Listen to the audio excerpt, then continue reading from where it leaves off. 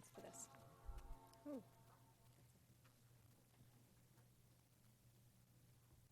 Okay. Calling to order this meeting of the Mercer Island School Board regular meeting of October 11th at 6 p.m. And our first item is to establish the agenda. Do I have a motion? I move we establish the agenda as published. Second. All those in favor? Aye. Aye. And so we have our agenda, and our first topic is a recognition. Donna? So just as a reminder to the board that October is National Bullying Prevention Month, and this is a nationwide campaign that was actually started in 2006. And so our school sites are certainly working ongoing to, in social emotional learning, towards no bullying and working with students in how to resolve situations. But in October, we take a little bit of a more focused look at how best to meet the needs of all students within this area. And at our next meeting, we'll come with some of the specific things that our schools participated in during the month of October for National Bullying Awareness Month. And I think it's also important to note it is also National Disability History and Employment Awareness Month. We acknowledged this recognition last year at this time as well, and I think it's important that we continue to acknowledge this in our work of being inclusive and promoting equity within our district. And when we come to do our diversity action plan for human resources in a future meeting, this will be a piece that we'll also be able to take a look at that time as well.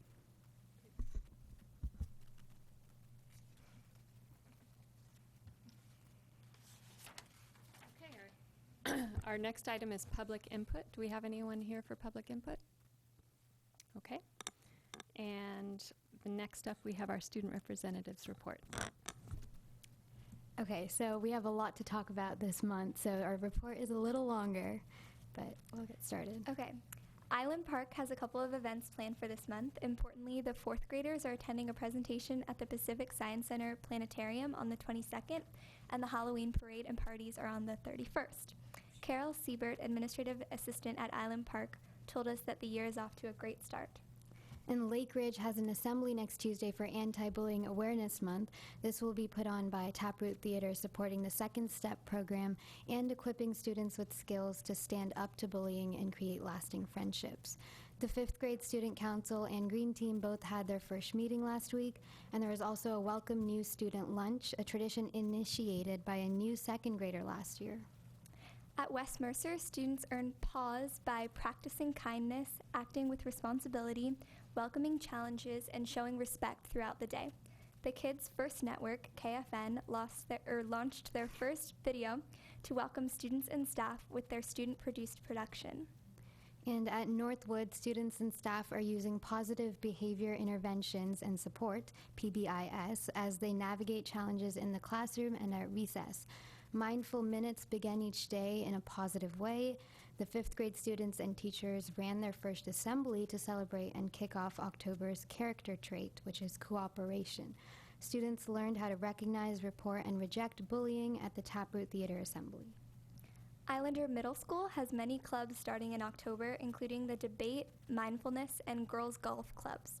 The volleyball and cross-country teams are also up and running.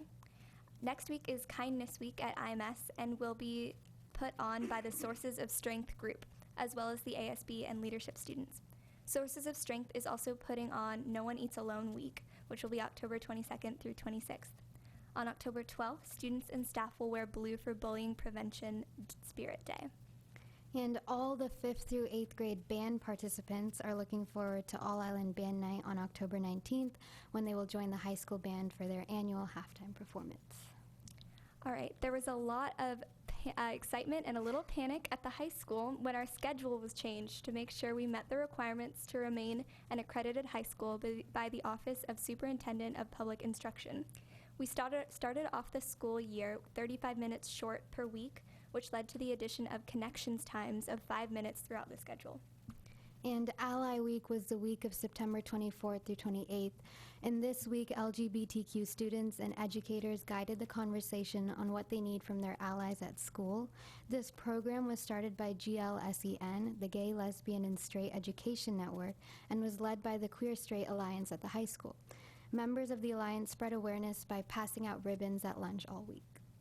In the words of Hannah LeBeau, the GLSEN coordinator of the MIHS QSA, Ally Week is an important way to kick off the school year and is an opportunity for students to take the initiative to teach one another about difference, respect, and safety for all. Hannah also points out that Ally Week is a great extension of MIHS's initiative this year to make a conscious effort to be more inclusive. And homecoming was last week, October 1st through 5th, and there was a big shift in homecoming royalty this year. Instead of 2 boys and 2 girls per grade winning the titles of prince or princess, this year whoever won the most votes, disregarding gender, were appointed as part of the royal court for each grade. Leadership worked hard to connect and respect the wishes of QSA and make sure the school is accepting to everyone. After a great assembly on Friday, we had a very rainy but successful parade.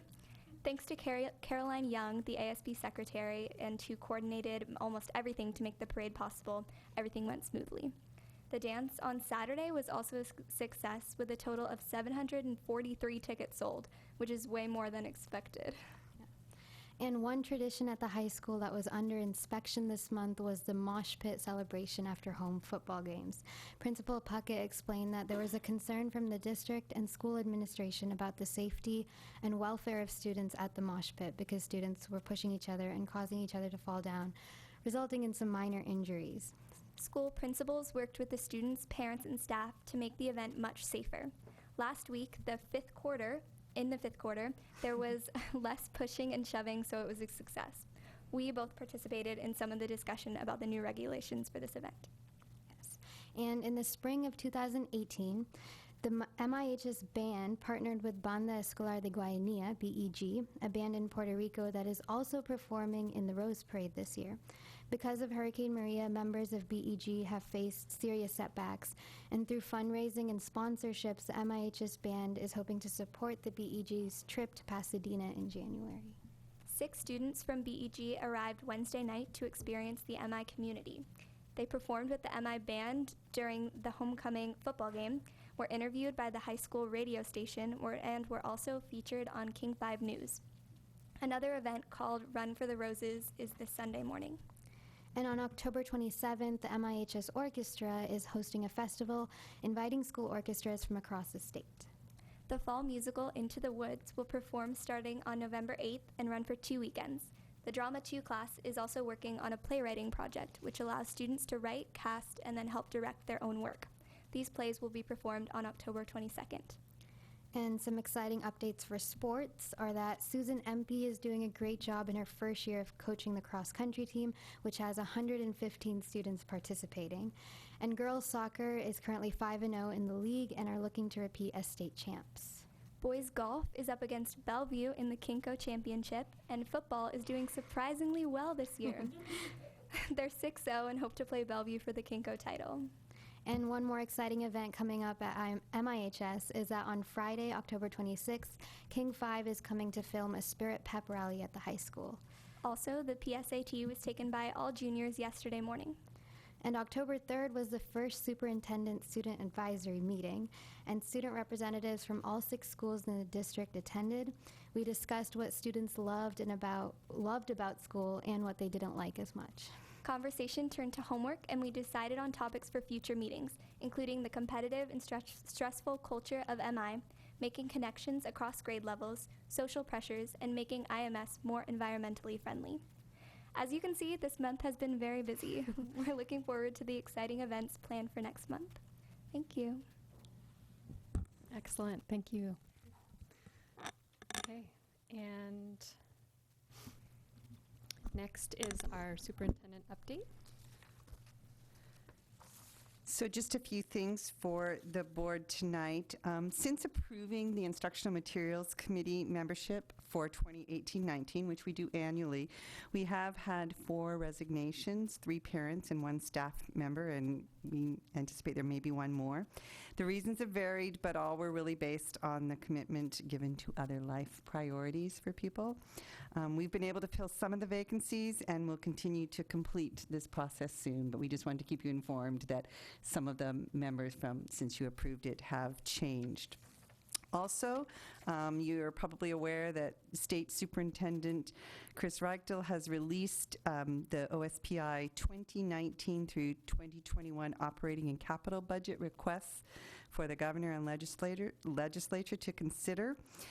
In his request, he specifically calls for the legislature to complete funding for elements of basic education that are still being paid for local levy dollars, not limited to special education, among other things. He also requests the restoration of local levy authority and adjustments to that. He also proposes an 8% capital gains tax on long-term capital gains in order to generate dollars for education as well as other projects.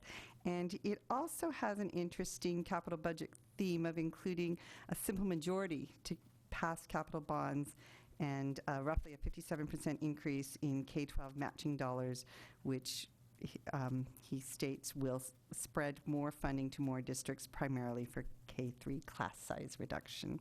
The draft is available, of course, on the OSP website if you'd like to take a closer look at it. Also released at about the same time, the State Board of Education released their 2018 through 2023 strategic plan. So interestingly, they've been doing some of the same work that we have been engaged in.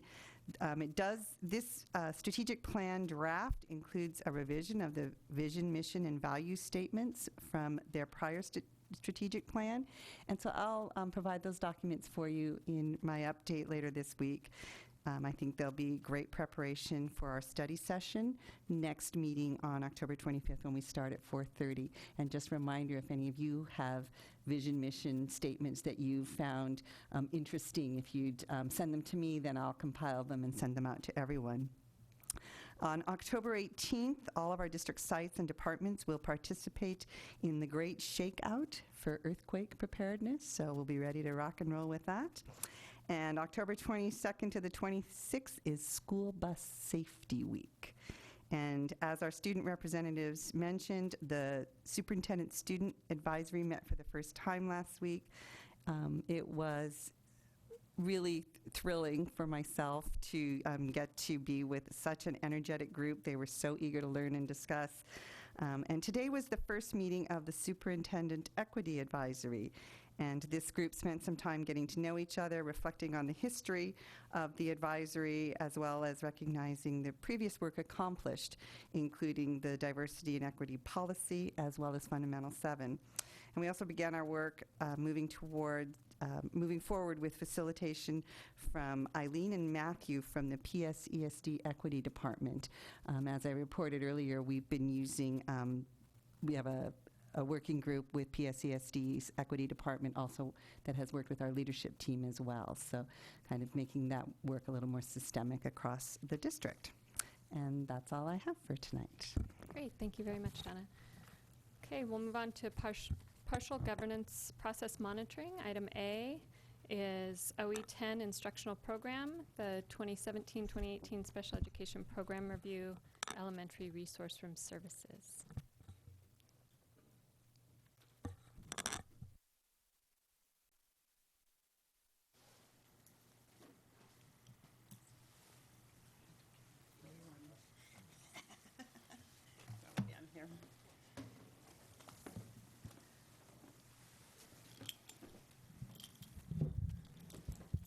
Well, good evening. Very excited to be here this evening to share the second of 2 reports. 2 meetings ago, we had the opportunity to bring forward our partners from the Center for Educational Effectiveness, who helped us with our highly capable program review last year.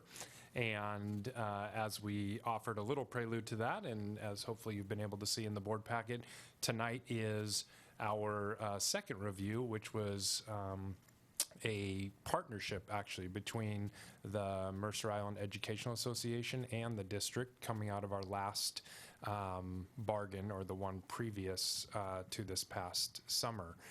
In that, we created a memorandum of understanding that we wanted to engage in a examination of our elementary resource room programs in particular, although there are elements that extend beyond that, because it's hard to just capture special education and just say it's a K-12 thing when actually it's 3-year-olds all the way through 21. And so tonight is our opportunity to talk to you and share this report with you. Our partners for this one are actually our friends from the Puget Sound Educational Service District and Laura Matson, who is here tonight. The work began with Lindsay Majatich, our former Director of Special Services, and has been since picked up by our new director, Holly Bailey. And so I know you've had a chance to see Holly in and around the district, but it's great to have her tonight here at the table for this conversation. So similar to what we did with the HICAP review, in a moment I'll turn it over to Holly to talk a little bit more systemically and globally, and then she'll introduce Laura. Laura will walk us through a general overview of that she's provided that was in your packet tonight of the program, and concluding with recommendations that the PSESD felt like would help our district move forward. Certainly want to thank the folks who are here tonight. I see a number of our coaches as well as teachers from our special education team who are highly, highly committed to all of the students who they're serving across the district. So I really appreciate them coming out as well tonight. So with that, Holly, let me turn it over to you. Thank you. So since I've arrived a few months ago, I've had the opportunity to be in every single special ed classroom and see the amazing work that we are doing. We have a very skilled special education staff that is engaging in really thoughtful conversations. Some of the things that we're doing is going in and having a lot of coaching conversations and finding out a lot about what people are doing and why they're doing that. And then just doing lots of observation of our students and our teachers and our resources, and kind of getting a good idea of what's going on. I feel lucky walking into this position. I had this review that provided me a ton of data that I would have had to have pulled. So that's been wonderful. And then partnering with Laura, who had a lot of time inside of our classrooms last year, has been very valuable. So. Well, and you guys are lucky to have Holly. I worked with Holly and Kent for, I don't know, 3 years? 4 years. Yeah. So in my role in Puget Sound ESD, I'm one of the special services directors, as we support all of the special ed programs in King and Pierce County and Bainbridge Island. So that's part of our PSESD region. And I've been in education way more years than I want to count these days. 30-some, most of them, all of them as a special educator. Began as a classroom teacher, a resource room teacher, and then moved into admin. So again, I was very excited, and I had a great time working with your district, with your teachers, looking at your data. The big takeaway to start with is, for any district who engages in a program review, do not take it that it is a sign that there is a major flaw in your system. What you need to take it of as a sign is that you have so many amazing qualified people that are like, you know, we're working really, really hard, and we're really, really tired, and we don't think we're making the outcomes our kids deserve. And so the purpose of them walking into this program review that I picked up on was really, what are we going to do to work smarter and work with better outcomes for kids? And so that's really kind of what we're focusing on today. I encourage you, as we go through, as I was putting this together, because they asked me to do this, I feel like it's sort of like the Cliff Notes for the program review. And I tried to take out all special ed acronyms, because we're really bad about that in special ed. So if I put any in there and I forget and I slip and I say them, call me out on it and make me explain it. But please interrupt and ask questions as we go as well, okay? So to begin with, what I want to also start with and acknowledge where the whole focus on growth is, again, know that Mercer Island is not alone in saying we need to do better by all of our kids, including our kids with disabilities. And so what you have up here is the OSPI's priorities for improving outcomes for students with disabilities. Notice the title doesn't say OSPI Special Ed Department priorities. Okay, this is OSPI's priorities, and they are working at exactly what districts are working at across our state and our region about what we've been sort of calling de-siloing special education. So we don't set special ed over here to fix themselves and then somebody else is over here to fix themselves. Okay, it's all together. So the priorities for special ed for students with disabilities focus on leadership, a growth mindset, the use of evidence-based practices, professional development, resource allocation, and recruitment and retention. Now, these were issues that were floating around all of last year, were conceptualized into this really, I think, amazing graphic that just kind of grabs you after your program review was written and completed. But it's amazing how well it all aligns. And so I want you to keep in mind that the work you're doing dovetails with the work that OSPI is engaged in as well and is asking districts to engage in. So the big purpose really is to look at your program review, as you wanted to know. There's a couple different documents out there that we use as reference. So one of them is kind of a big picture evidence-based practice. So are the practices you're using to teach kids with disabilities just something that makes sense to you as a teacher, or is it based on evidence that it works with kids on a regular basis in a variety of settings? So that's called evidence-based practice, and special ed law access to do that. They've also come out with a new document that they've been working on right now that's called High Leverage Practices in Special Ed, where they're really identifying really critical skills that teachers in special education need to have, and really encouraging teacher prep programs across the United States to adopt them, but also encouraging districts who are doing professional development and coaching and supporting their staff to be promoting the use of the high leverage practices as well. So that was the big question, is what of these are being used across our resource room? So what kind of practices are being used? And then one of the big issues was to look at staffing. Really, do we need more teachers? Do we need more paras? The ongoing question in special education, and compared to other districts. And then look at how you compare to other districts. How are your outcomes? How are the composition of your kids? How is your staffing? And really, are you different than others? What are your similarities? What are your differences? And then we're basically, what we do is we work with the district leadership team. So we work with Lindsay, and she worked with folks here, and we create what we call focusing questions. And the questions for your guys' report came out in a couple different areas. One was around provision of services. Basically, what type of services are currently provided for elementary resource? How effective are they? What data do the teachers use to guide their writing IEP goals? So kind of what's that instructional decision-making process? What data do they use to decide how, when, and how many services are provided? And then there's a piece in special ed called progress monitoring. So you write a goal for a kid that says, for example, they're going to increase reading. They're at a 4th grade level. We want them to get to a 5th grade level. They're currently reading 120 words per minute. We want them to get to a 5th grade level, 170 words. Are we checking on a routine basis to see that the instruction we're doing makes a difference week by week by week? And so that's what special ed calls progress monitoring. And then you look at that and you adjust as you go. So we just wanted to know how fine-tuned that system has gotten. And then how do they compare to other districts? So that was really about the providing of services. And then there were the staffing questions. What are the roles and responsibilities of resource rooms? So one of the things you do when you hear that staff is really tired and really feeling overworked, one of the questions to start asking is, so what are their roles and responsibilities? Are they taking on too much? Are they doing things that maybe need to be shared by others across the building or across the district? So we wanted to look at that. What barriers do they identify to not being able to do their job? What professional development is provided to people?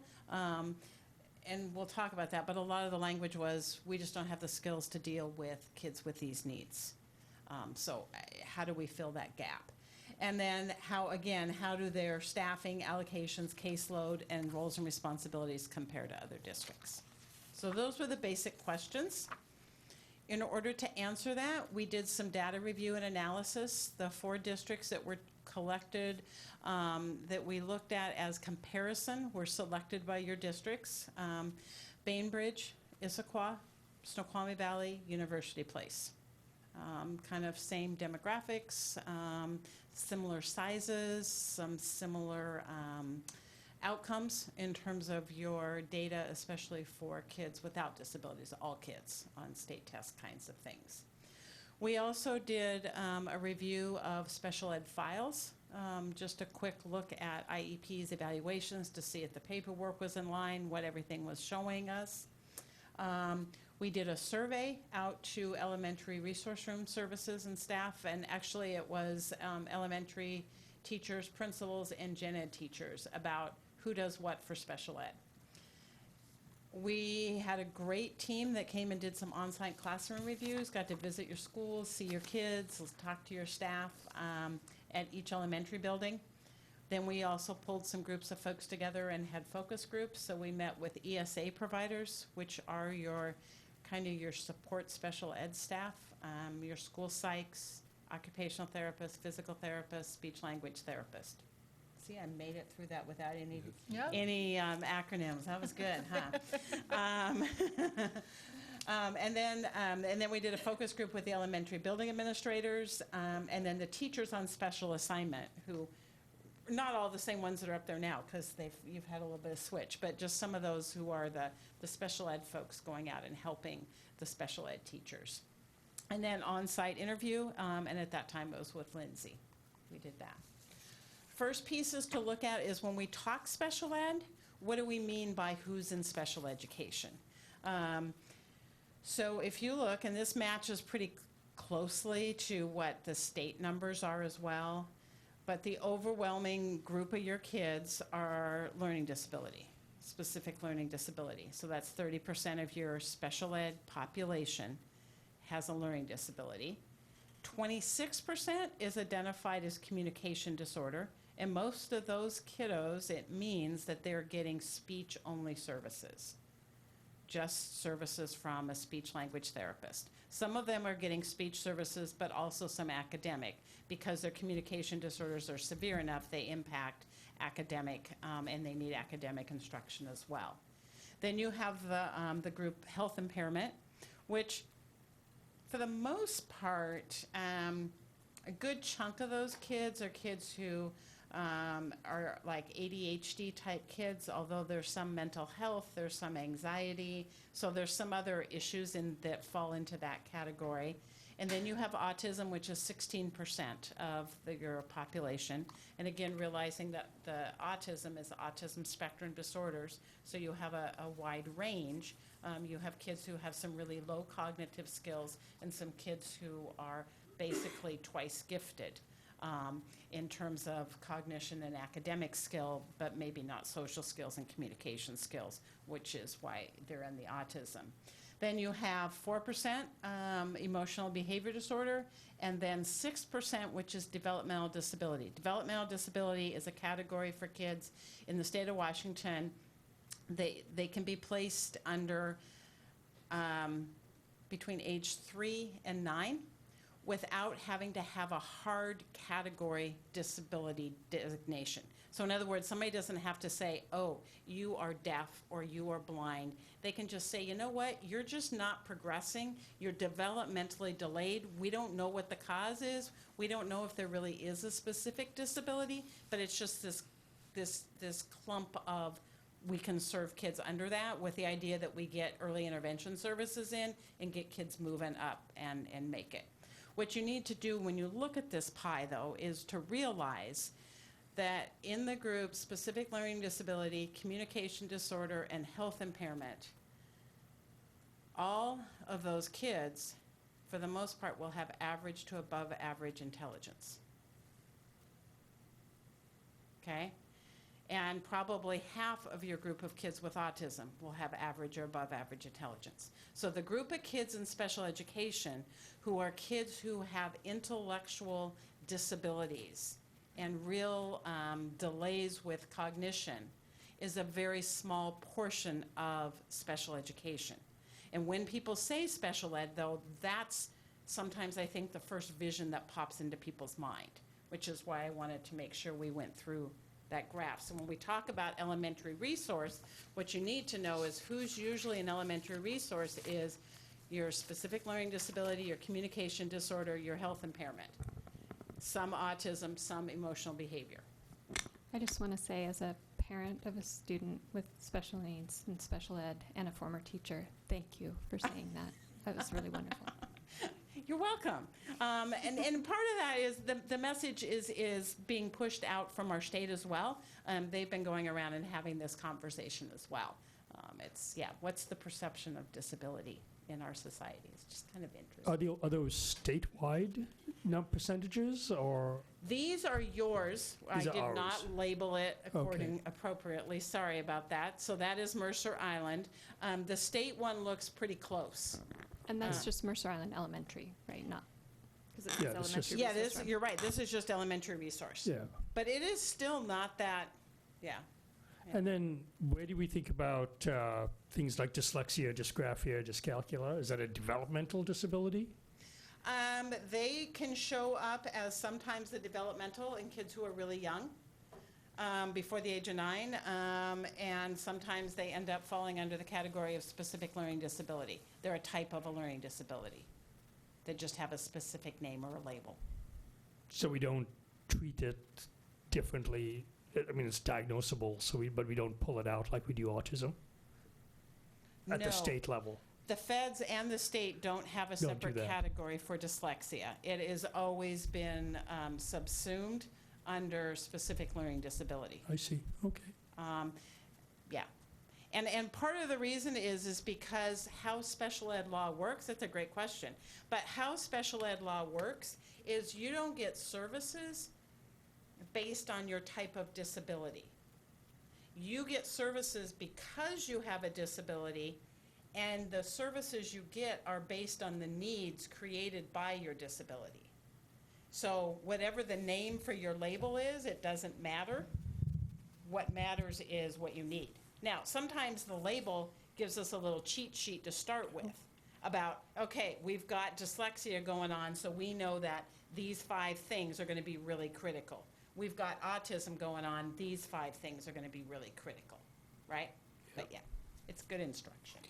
And I see a lot of work currently with respect to the dyslexia bill that was passed, and then the dyslexia task force. We're fortunate to have Nova Williams, who is our assistant director of learning services, who was chosen to be on the statewide task force.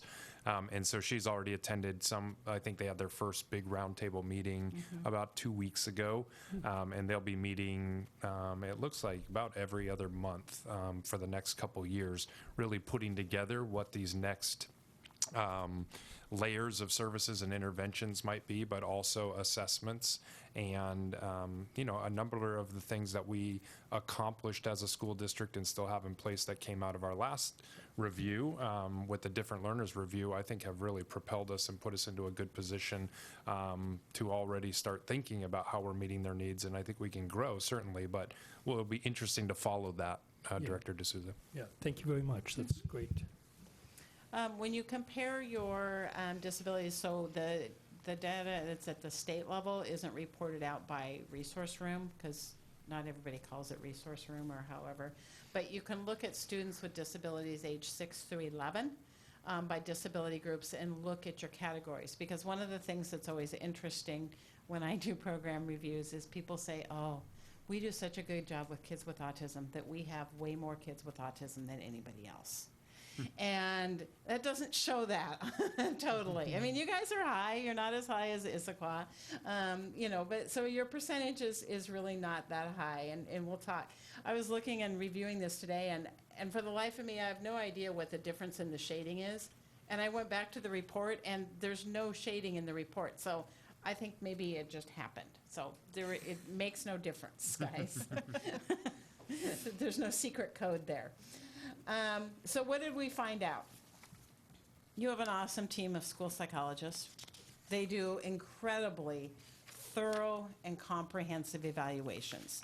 The call, when you look at does a kid have a disability, is to thoroughly investigate all areas of suspected disabilities, and you guys do a great job of that, and you do everything well on that.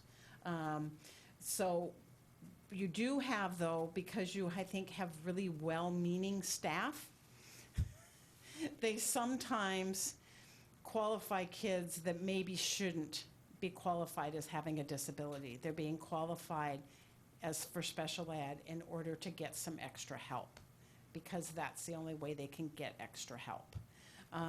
So it's just kind of interesting. So one of the things that popped up is you have over-identification of kids in the categories of communication disorders and emotional behavior disorders. So if you flip back here, you'll look communication disorder for Mercer Island, you're at 26%. Bainbridge is higher than you, and University Place. The other two, Issaquah and Snoqualmie, are much lower. So to look at that. You also are almost twice the rate of everybody else for kids with emotional behavior disabilities. Not sure what that's all about, but that's something that will need some investigating. The other finding was that you're also low identifying kids with developmental disabilities. So you're not identifying those younger kids. And I'm not, again, we don't know the cause. We didn't spend time digging into the root cause. That's kind of your next step and some of your work. But I think some possible under-identification for developmental disabilities. And I didn't have the data up here, but you also have 504 evaluations. So kids with disabilities can have special ed services and an IEP. Kids with disabilities can also have a 504 plan, meaning they just need accommodations. They don't need specialized instruction. You have 504 plans that are way higher than the rate of state average, 4 times the rate of state average. So yeah, that's something to look at, and how that's happening and why that's happening. So yeah. How effective are they? Why the majority of elementary resource room students have above average or above average cognitive, we talked about that. 30 to 50% fewer of them are meeting state standards. So they're not, the services are not getting them to meeting state standards, is the clear answer. We also, you've got a pretty high rate of your related services giving services to kids based on, I think the words that we hear a lot are, well, they're going to benefit from it. Well, yeah, lots of kids benefit. The language in the law is it required for them to have that speech service or that OT or physical therapy, occupational therapy? Is it required for them to have it in order to benefit from their special ed instruction? So there's a difference between required and they will benefit. And I think you guys are erring on the side of great customer service and having lots of kids benefit. You also have some ESA staff providing IEP services under a category on the IEP called Supplementary Aids and Services, which basically is they're providing ongoing coaching and support to general ed teachers about how to differentiate classroom instruction. And so it's not clear that that is really the role of the IEP team or an IEP provider, that might be a building level service instead. I have a question for you. Yeah. In relation to looking at that of perhaps overserving certain students that wouldn't necessarily qualify for that program, how does that tie into the state's prototype school funding model? Because I know that per X number of students, we get X number of specialists, and so how are those two kind of balanced against each other? Well, what's interesting is that I really, when I look at, you guys are under, so the state ideal target is 13.5% of your population be special ed. When we did this, so your data from May of 2017 is you were at 9.2. Okay, so you're under. So I think it's a matter of categories and shifting and maybe utilizing some of that DD category more to get more early intervention, younger services. So it's not a overall you're overserving. So it is rather interesting. Well, and if you balance that with the 504s that you're saying are overrepresented, it could be interpreted as we're doing a really good job getting kids to be served just by a 504 instead of by an IEP. Correct. Because when you add them up together, and I didn't put that chart in, when you add the percentage of kids in 504 and the kids on IEPs, 22.4% of your population is identified as having a disability. But the 504s... And in the state, it's only 17. Okay. But the 504s are also including health impairments like allergies, right? Yes, in our district they are. We've converted all of the healthcare plans to 504s, Right, and and is that so those common are being throughout the state? flagged. It's different. I You know can that probably speak to it in our region. It's not. There's not consensus there. There's not consensus, and there's not consensus nation. But that is an interesting piece to bring 'Cause up I know if that you have a more than generous. That happened a few years ago, and I know it greatly increased our number of 504 categorized Yeah. So that's a good documents. piece. So I think that could explain some of it. I'm not as concerned about the over or underrepresentation also because we're a relatively small district and there's going to be Right. anomalies everywhere. Right, your N size is And I think we also have a population of parents who are very in tune with their students and very motivated to get the services that some other places may not have as much involvement from the parents in that way. So Correct. I think there are a lot of things that could explain it. Yep. But thank you for pointing it out. Yep. When you look, May I ask, go ahead. Just a fourfold over, what do you call it, fourfold over identification. Just to kind of understand what that means to a system or to children, what is the cost to a district, or what is the cost to the children or the students? Well, I mean, yeah. It's an observation, but how does that impact the system and students in our district? So financially, fiscally, it's not really costing you anything at this point because you're not going over the 13.5. And when I say cost, I don't really mean Right. financially cost. I'm just talking about the trade-offs. Thank you. Right. I think what I would say the cost for the child and the family is they're being identified as being different and having a disability just because maybe they learn a little bit different way, that if they were in a different district, I'm not sure they would receive that label. So it could possibly be unnecessarily labeling and causing some harm for being labeled as having a disability, which is, our society puts lots of stereotypes and barriers and expectations. The other cost I would say is when you look at the standards and students meeting standards, it's kind of this chicken and the egg, right? Are our kids with disabilities not achieving at a high rate because they have disabilities? Or are they not achieving because the instruction being provided to them is not rigorous and explicit enough to get them to the standards? So you've got a group of kids, if you look at the yellow bar up here, these are the percent of students meeting ELA standards. The blue is your students in the 3rd, 4th, and 5th grade. Blue is all students. The orange is students with IEPs. So the cost is your kids with disabilities are significantly behind and at risk for not meeting standard.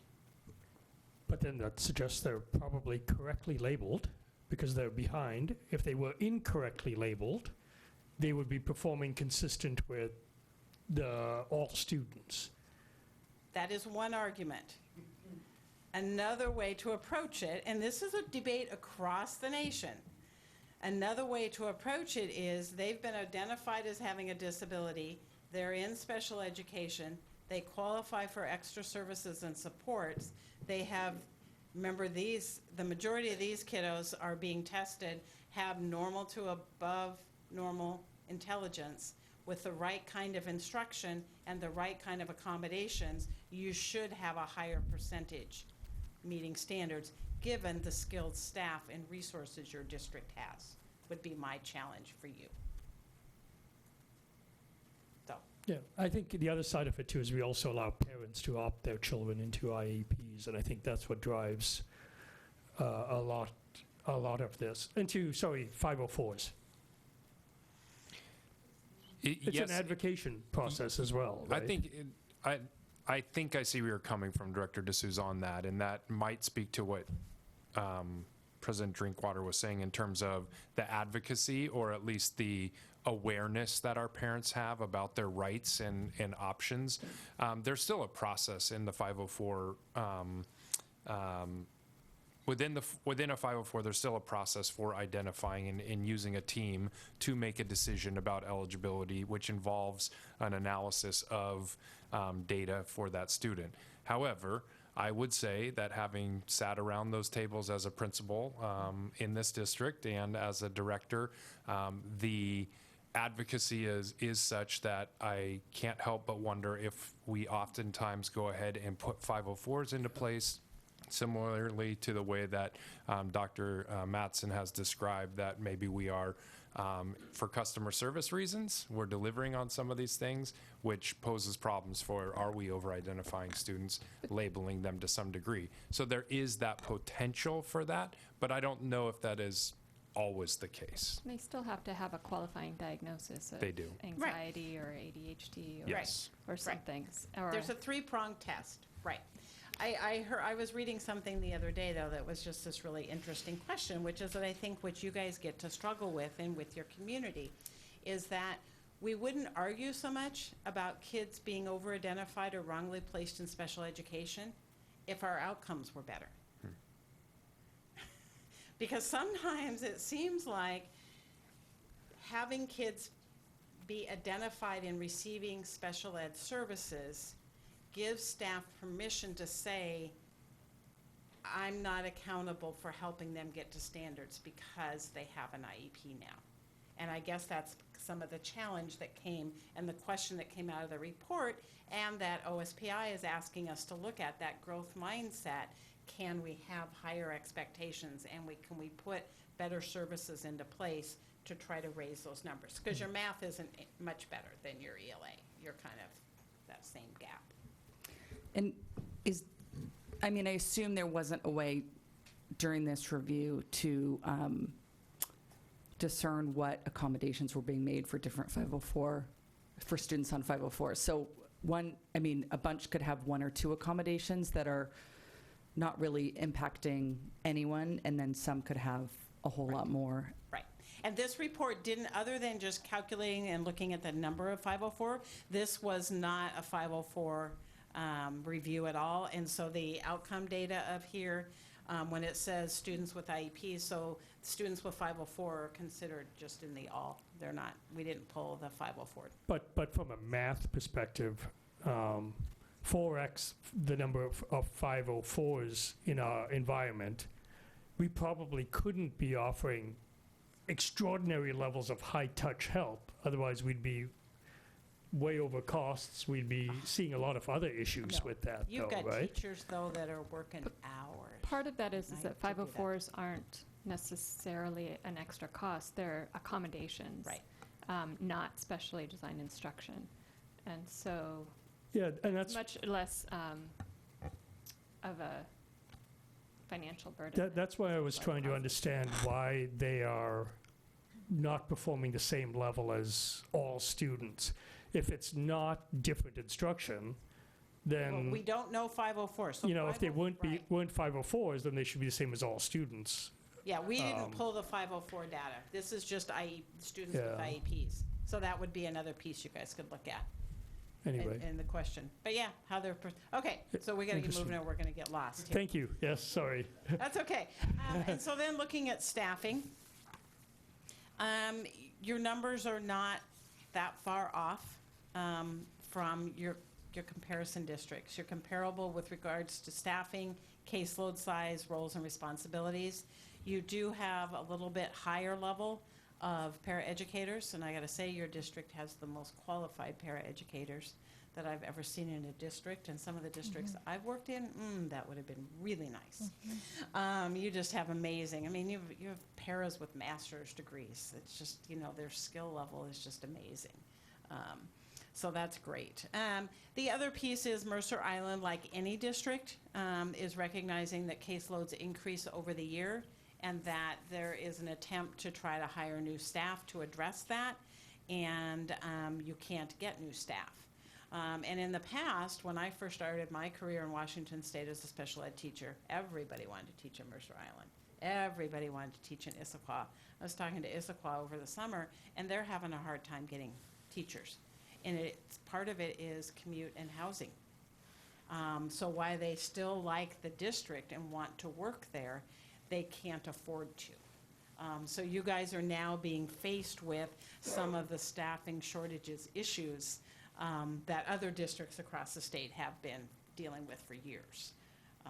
And that's one of the issues that I think caused some of your resource room elementary level overstaffing was you had a huge growth, you didn't have a staff to fill it, so you were having a high caseload and paraeducators because you couldn't get a special ed teacher. And so then that just kind of globally kind of blows up and everybody thinks that, oh, we're all overworked. No, when you ran the numbers, they weren't horrid. And if the district would have been able to fill the position they had posted, you would have been fine with all schools. So yeah, that's just kind of where you are. Okay, how are you doing services? You're pretty, your resource rooms are pretty what I would call typical resource room models, limited in scope and flexibility, based on kids.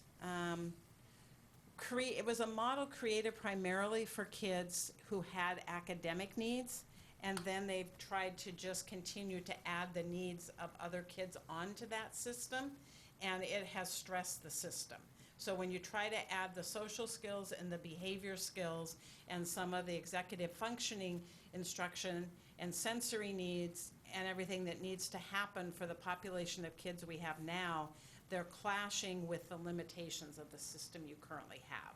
So it's kind of and then we'll talk about that, but you kind of need to re-look at that. The other thing is you have a system of elementary resource rooms that is pretty much your special ed, take care of your kids. We're gen ed, we'll take care of your kids. Our collaboration and our conversations happen in passing at the hall, or if we're lucky, at our formal IEP meeting once a year.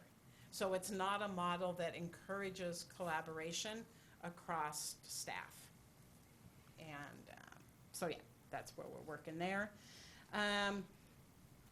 This was an interesting one. The overall perception is that while building administration provides support to the resource room programs, the primary responsibility for these programs lies solely with your resource room teachers, which is why I think you have really, really tired resource room teachers.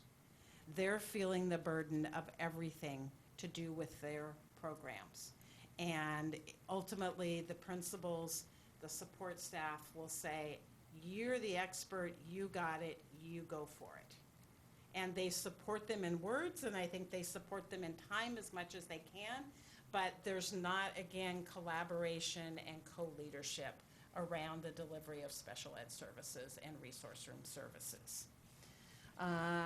The design, location, and instructional methods are pretty similar to what a lot of other districts. You might want to spend some time. Issaquah was the one that was noted that has started moving toward increasing their continuum of resource room services to be including in class. So they've moved to a model of having 2 resource room teachers in a building, where that was actually, we heard quite a bit of people saying that when we came to visit. Give us 2 resource room teachers. We want one to deal with behavior and one to deal with academic. And we're like, it's hard to do, because how do you separate academic and behavior? But what Issaquah is doing is they're doing one resource room teacher who is primarily considered like an intervention instruction teacher, and then one who is the classroom collaboration consultation special ed teacher. So they're doing the different roles and responsibilities. So they were just starting that this school year and moving into it. So we'll see what that's doing for them. Progress monitoring, we talked about that. You've got teachers doing some really good progress monitoring. And they're looking at it, not always as often as they want to, they admit. And they're not collaborating. Usually it's the special ed teacher alone in their room at 6 o'clock at night, finding time to look at the data. And so they don't have anybody to collaborate with around it. When they do look at the data and they do see that kids are making growth and ready to move back into maybe more gen ed settings with different types of supports, the structures within their building that only allow pull-out services for special ed resource at certain times of the day become a blockage to changing up a kid's schedule. They're like, oh no, we can't have this kid come back because the classroom schedule won't allow that. So it's pretty rigid in terms of when kids get pulled and what they get pulled for. Lots of pretty similar minutes, 30-minute blocks, which is really typical, but that doesn't seem to be serving your kids well. The biggest barrier is collaboration. Your special ed teachers want to have time to collaborate with each other. They want to have time to collaborate with their TOSAs. They want to have time to collaborate with their related service staff and their school psychs. You want to have time for the special ed staff to communicate and collaborate with gen ed staff. And we need to figure out clearly what the role of TOSA staff is and have it well defined and have systems in place that support it. In terms of, are the TOSAs your behavior crisis managers, or are they your special ed instructional coaches? Was kind of where it fell out for that piece. Okay, recommendations, how we doing? Quick, right? Okay. And I think, Holly, I don't know, if you want to add in as you do it, because you've started working on some of this already. So big is to really look at the kids that are currently in resource room service and figure out, are they really in the right place? Is really kind of what it is. And so when we do special ed, what we talk about is there's a 3-pronged test. They have a disability, results in an adverse impact, and they require specially designed instruction. Not, I think sometimes what gets added in is the 4th prong, they need to be excused from the gen ed standards, right? I think that is kind of one of the questions that is kind of what pushes kids to why we want to put them in special ed, is because we want them to excuse them from the standards. And then identify and resolve any practice that are continuing to that over identification, the level of services, and then kind of looking at that 504 piece that we were sorting around, which there's no definite answer, and there's really no right or wrong answer. It's just what's a system that's going to work for you guys to take a look at it. Do you think that's explicit or implicit that we excuse students from gen ed standards? Wow. You could write a whole dissertation on that. I actually think it's implicit for the most part. I mean, I just look, 50 years ago, kids with disabilities were being born and parents were being told to put their kids in an institution and never go visit them because it's the best thing for your family. Kids with that level of disability now are in schools, are graduated from schools, and are working and have jobs with benefits. Right? So how much is implicit, how much is explicit? The tragedy of the treatment of our society for people of color is horrendous, but the way our society has treated people with disabilities is also horrendous. And I think that just flows over into our school systems. Yeah. Okay, look at the related services. And I actually started some of this work with Lindsay before she left, met with a lot of your related service staff, and really started sorting out. One of the big issues that I learned in my undergrad program is special ed is not about providing Cadillac services. If a Volkswagen will get you there, then that's what you're going to get. And that's a hard thing in your district, to not always want the Cadillac and not always provide the Cadillac. That was some of the discussion they were going around with, and having that. And figure out how to give some support to your gen ed staff about how to do increased accommodations, modifications, differentiation through some other models of professional development, PLCs, workshops, those kinds of things, rather than relying on the direct service of your special ed staff. It would be helpful. Good luck recruiting special ed teachers. We are fully staffed with all Mercer Island staff right now, though. Yay, no agency contract No staff. agency Nice currently. job. Keep it up. And so there are some pieces, and so there's a lot of work happening right now, nationwide and statewide, and so you can dive into that. But it's about recruitment and retention. And what do you do to keep everybody? A lot of what they're showing on some of the retention work is the more you have special ed staff collaborate and work with and be part of the building, you're going to retain them. The more you keep them separate and siloed in separate programs and rooms, the more likely you are to have them jump ship because they feel isolated and not supported. So there's some interesting research starting around that for teacher retention. Redesign your elementary resource room services. And what I really say in the report is even get rid of the idea of resource room. Because title it something else. People have come up with all sorts of different names, but when you say resource room, then the first thing people think of is the place that kids go to get different instruction.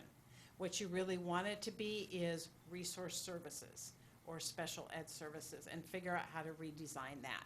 You want to redesign it so you have collaboration and support, prevent kids being pulled from core instruction. So right now, if you have a kid who qualifies for reading and math at the elementary level, they're pretty much pulled into the special ed room for their reading and math instruction and are missing the majority of the gen ed classroom instruction around math and reading. So they're missing the majority of their day. A lot of the IEP goals, we talked about what data did they use to write IEP goals. They're not projecting towards standards. They're really disconnected from standards, so really work a little bit more on that. Look at special ed services being delivered more in the gen ed setting and not always defaulting, have a continuum of services. Organizing your special ed services, your special ed settings, so you can do both academic and behavioral instruction. There was a lot of frustration about kids with behavioral needs who would have blowouts and then interrupt instruction for the other kids. And so it was really playing one group of kids' needs against another group of kids' needs. And we just need to structure our systems so that doesn't happen. The other piece is, with you guys being so richly staffed with paraeducators, as great as they are, your paraeducators are not certificated teachers. Kids without disabilities get the majority of their education from certificated staff. Kids with disabilities do not. They get, sometimes you'll have special ed kids, the majority of their day is receiving instruction from a paraeducator and a non-certified teacher. So, not unnormal. This is the same issue across the nation. So, that's that. The other piece is it's a multi-year plan, right? So this is not a one-year fix. None of these are one-year fix. This is like, I tell people, this is like a 3 to 5 year plan. Don't take it at once. And then looking at the high leverage practices, there's 22 of them. And they're around collaboration, assessment, instruction, and social emotional learning. And really have a system where you guys figure out which ones you want to target and start working on. knowing that it's not just your special ed staff that need to learn these, is your principals need to learn them because they supervise staff. Your gen ed teachers need to learn them because kids with disabilities are in gen ed classes. So it's everybody. Your TOSAs need to learn them so they can coach for it, that kind of thing. Do we have, I didn't find that in our packet, the Appendix B that had that. Is that available? The high level? Yes, it's hundreds of pages, and so we can get you that. We just didn't include it in the full Gestalt. I also have a couple short articles. Great. CEC, I should send you a couple of the articles on it. If you can shoot me an email and remind me. There's also, I can send you a reference, there's a book that they just came out with about high leverage practices in inclusive settings. Do you have a copy? Yes, I've already read it. Okay. It's wonderful. So that's actually a nice one for a book study, possibly to look at. And so that. There's another document also that didn't get attached, but that they can send to you easily, that's looking at principal leadership and what's the role of principal leadership and special education. When you talk about implicit versus explicit bias around special education, your building principal is the one who hugely has the power and the amazing ability to create an inclusive school environment for kids with disabilities and special ed and gen ed staff together. So that's a document that kind of guides some of that work and sets some standards for what they need to be aiming for. Because it's not just a teacher level issue, this is a leadership level issue as well.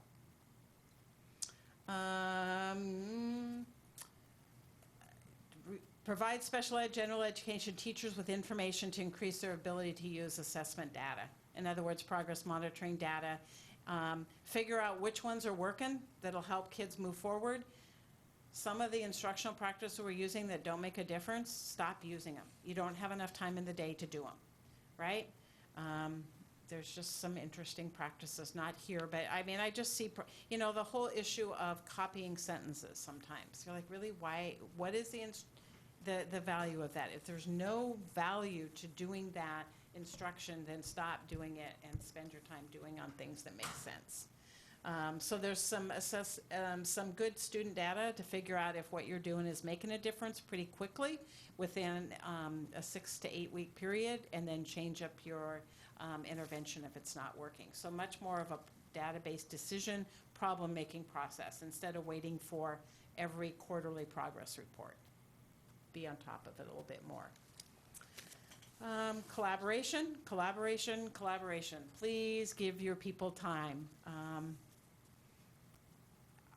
I guess I can say it, I'm not part of the bargaining unit or anything, right? If you guys were gonna go in and bargain anything, bargain collaboration time. Bargain how you're going to give people time to work with each other without kids in the room. It's just huge, and that's just a gift that is going to pay off for your staff to do well. And again, those high leverage practices, they need to be able to do those. Elementary, we talked about that. Learning opportunities, some of these kind of mesh over.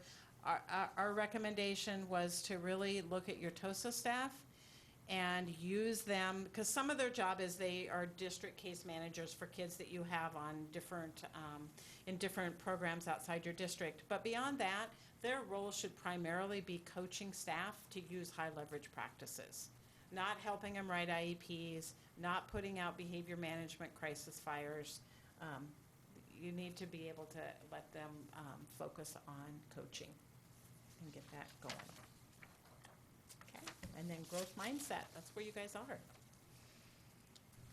Questions? First, just thank you very much. This is very comprehensive and helpful, and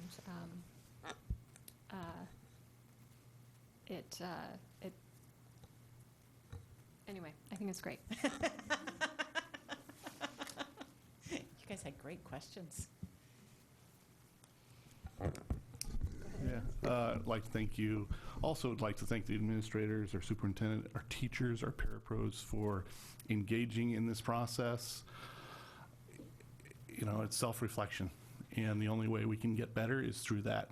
This would be like, I'm more of a math person. This would be like getting my English paper graded on TV. So really appreciate that people are willing to, have their profession kind of looked at from an outside independent source for us all to get better. So really appreciate that. Yeah, your staff was amazing at being reflective and honest about what we're doing well and what we're frustrated with. And not a lot of blame, it's just, here's our frustration. They weren't pointing fingers at all.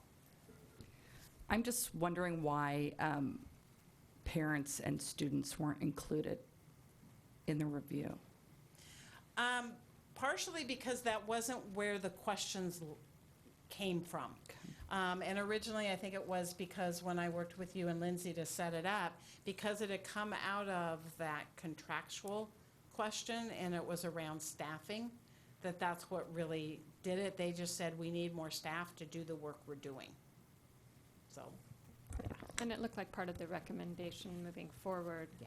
is to get some systems set up to start making changes, but to include the parents. Right, so as you do the later. redesign, Yeah. definitely use kids and parents and That makes families, the stakeholders in that piece, to start having that voice in what feels right as well. Was there any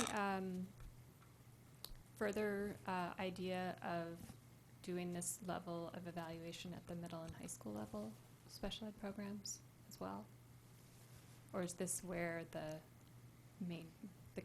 questions really were around? Kind of answering that from someone who was here all the way through the piece, and then Holly, I'll let you chime in as well there.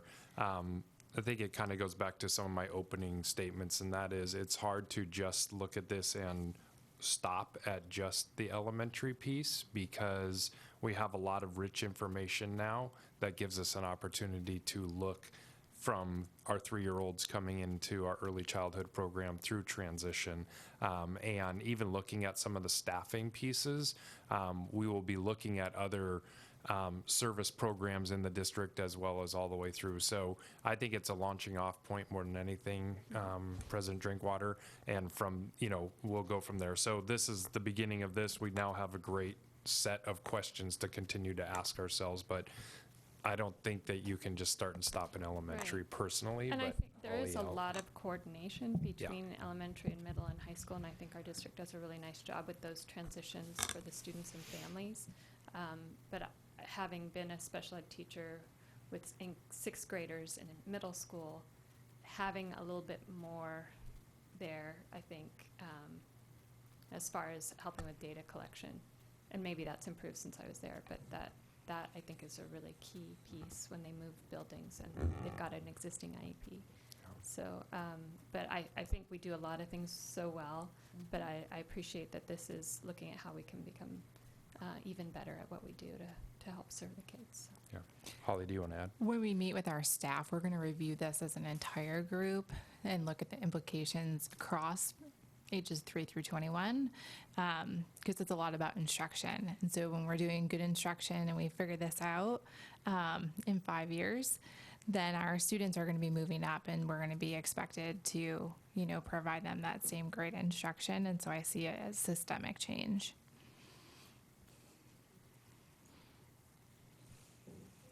Yeah, thank you very much for this. I think this is hard to open oneself up to inspection like this, and I think the team certainly looks like they've taken a good first step to understand and learn and understand how to become more efficient in one case, how to serve our kids better. I do hope if you come back with requirements to the board that we also look at that too. I mean, is this not just about becoming more efficient, but improving our staffing, improving our time for professional development, improving our time for collaboration? Are we spending the right amount of time per child? How does parent satisfaction come into this? Are we delivering expectations with parents just inefficiently? And is that inefficiency, is it really inefficiency, or is it overworked, as we're talking about over here too? what can we do to improve our special ed program? And I think there's might be a discussion with the board around that too. Are there expectations in budget and measurements in the future that we should be doing to see how we can help this team be better? I'd like to share an appreciation for your directness and honesty with us. I really appreciate that and all the work that the staff did to bring this together. I also want to share an appreciation for you, Director D'Souza, for bringing bias and that question around that into it and bringing that lens into it. I think it's really interesting that the last time we went through one of these audits for our highly capable program, we also had a group of students that were being somewhat siloed in a different group. There were some implicit biases or associations involved with that group of students. And again, everyone would have been better served as those students work more within our gen ed population. And I think we're hearing much of that same right here. So for me, this is good work, and this is a great direction to head in. And also going through Legislative Assembly with Washington State School Directors Association and several years through Washington State PTA, this is a big conversation that's happening with a lot of people. So I like that we're being nudged in this direction. And speaking about that, I'm curious if our student representatives, hearing this review, first time sitting through one of these big reviews, did anything kind of spark with you? Any ideas? I did have one question. It's a little specific, but you mentioned that kids with special needs are not getting education from certificated teachers and instead from paras most of the time. Is the suggestion then to hire more certificated teachers and special needs teachers for them instead of paras? In some cases, yes, that is what they're looking at. And that goes back to part of as well as being more efficient. So there are ways to streamline and target instruction to help kids with disabilities make greater progress. And so you can do it more efficiently, so you don't need to replace every para with a teacher, if that makes sense. So it doesn't have to be a one-to-one replacement ratio, but that is a huge piece. Paraeducators have a role in schools. I don't want to be heard or talked about as saying they're not valuable in the school setting. They totally are, and they have a role. I think that at times, though, we have defaulted the education of our kids with disabilities to people without a teaching certificate. And so we just need to change up the roles that they're doing and responsibilities a bit. Yeah, and there's some national work going on around that, as well as some statewide work to increase the competencies for paraeducators. So that's the other piece, is they're trying to also work on raising the standards. Thank you. Mm-hmm. Donna, did you want to address that question? I'll Or you let wanna- Megan Okay, I was just gonna say that hearing about like the studies and the facts that behind like my education from elementary to high school, I can see that. Like I remember kids getting pulled out from like classes and wondering what's going on, but like not really knowing. And so maybe that should also be something addressed. Like how do we talk to the general ed kids in the classrooms that have, special ed kids taken out, and like how should they react to those type of things? I think I would have benefited from learning that. Great questions. I think it's important to note, too, one of the findings, so to speak, was that our students with disabilities are certainly getting a lot of instruction from non-certificated personnel, but they're also missing out of the gen ed curriculum, which is provided by certificated personnel. So we have some real work in our scheduling is to make sure that all students are getting quality teaching and learning experience across all the core subjects, and how do we work our scheduling to accommodate that for students, because all students deserve the rigor, And so how do we provide the scaffolding? And I think some of the work that we've engaged in with our multi-tiered systems of support will also be addressing that same kind of scaffolding. What's the tier 1 good quality instruction that every student is getting? And then what are the supports we add at tier 2 or perhaps tier 3? So I know that we have a lot of work that we've talked about in that ongoing professional learning that really is for all of our teachers. I also just want to add that specifically our elementary resource room teachers, and a couple of them are in the room today, are really already dipping their toes into this. So we have some folks really trying to create co-teaching models and really see what can I do on this continuum of service already.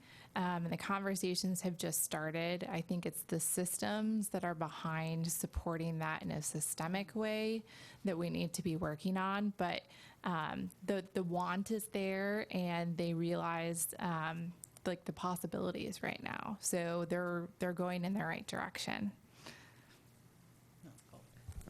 Thank you very much. And I would add maybe just some concluding remarks, building on that. You know, a great appreciation goes to our former Director of Special Services, Dr. Lindsay Majatich, and the work that she did, and also right from the start of the interview process, Holly's understanding of what we were engaging in, and we didn't have the report at that point, but at least there was information out there that she knew and has really taken the ball and run with it. Our instructional coaches, who are also back there tonight, in addition to some of our teachers, the work they're doing along with Jamie Prescott and the other instructional coaches across the district. For instance, tomorrow afternoon, they'll all be together, and we're not siloing special education instructional coaches from technology instructional coaches. They're all doing professional learning together so that it's about impacting students across our system. And can't say enough about that. I think just slight changes that we're already making. And then lastly, it's similar to the HiCap review. Our superintendent has laid out priorities for our school district, and they start with professional learning, and you've heard that over and over tonight. And that's not just for teachers, and it's not just for paraprofessionals, it's for all of us. It's from myself, it's from principals, it's for everyone to be thinking about this. Our bus drivers who transport many of these students as well. Also then thinking about MTSS, as was mentioned, is a priority, and this fits right into the systems created. And I would say lastly is about equity and making sure that all students in this system have an opportunity for equitable services. So those three priorities play right through in this all the way through the program. So thanks to everyone for their tireless effort for these kids. Well said. Thank you. Thank you guys for your work. Thanks for having me. Thank you. Okay. Moving on to the next item. B is OE6, Budgeting Financial Planning, Budget Projection Update for 2018 to 2020. And we have Ty Bergstrom.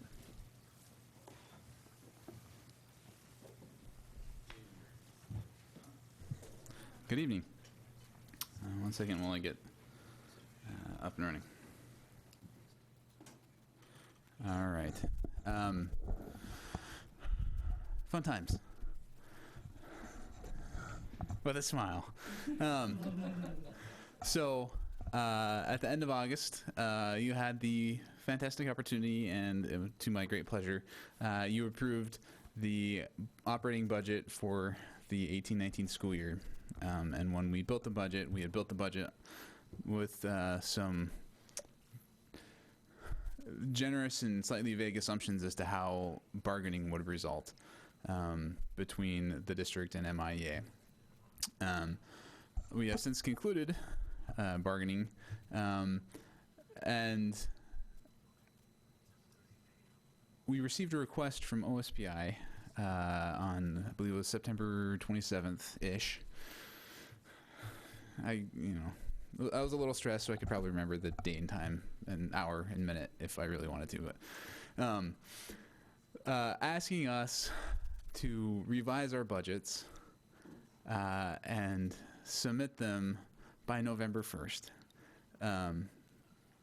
No problems. While we're closing the books for the year. So we've been working diligently trying to figure out exactly what the impacts of the bargaining has resulted in. The reason OSPI has asked for budget revisions, specifically budget revisions to the brand new 4-year F-195F, the 4-year budget outlook.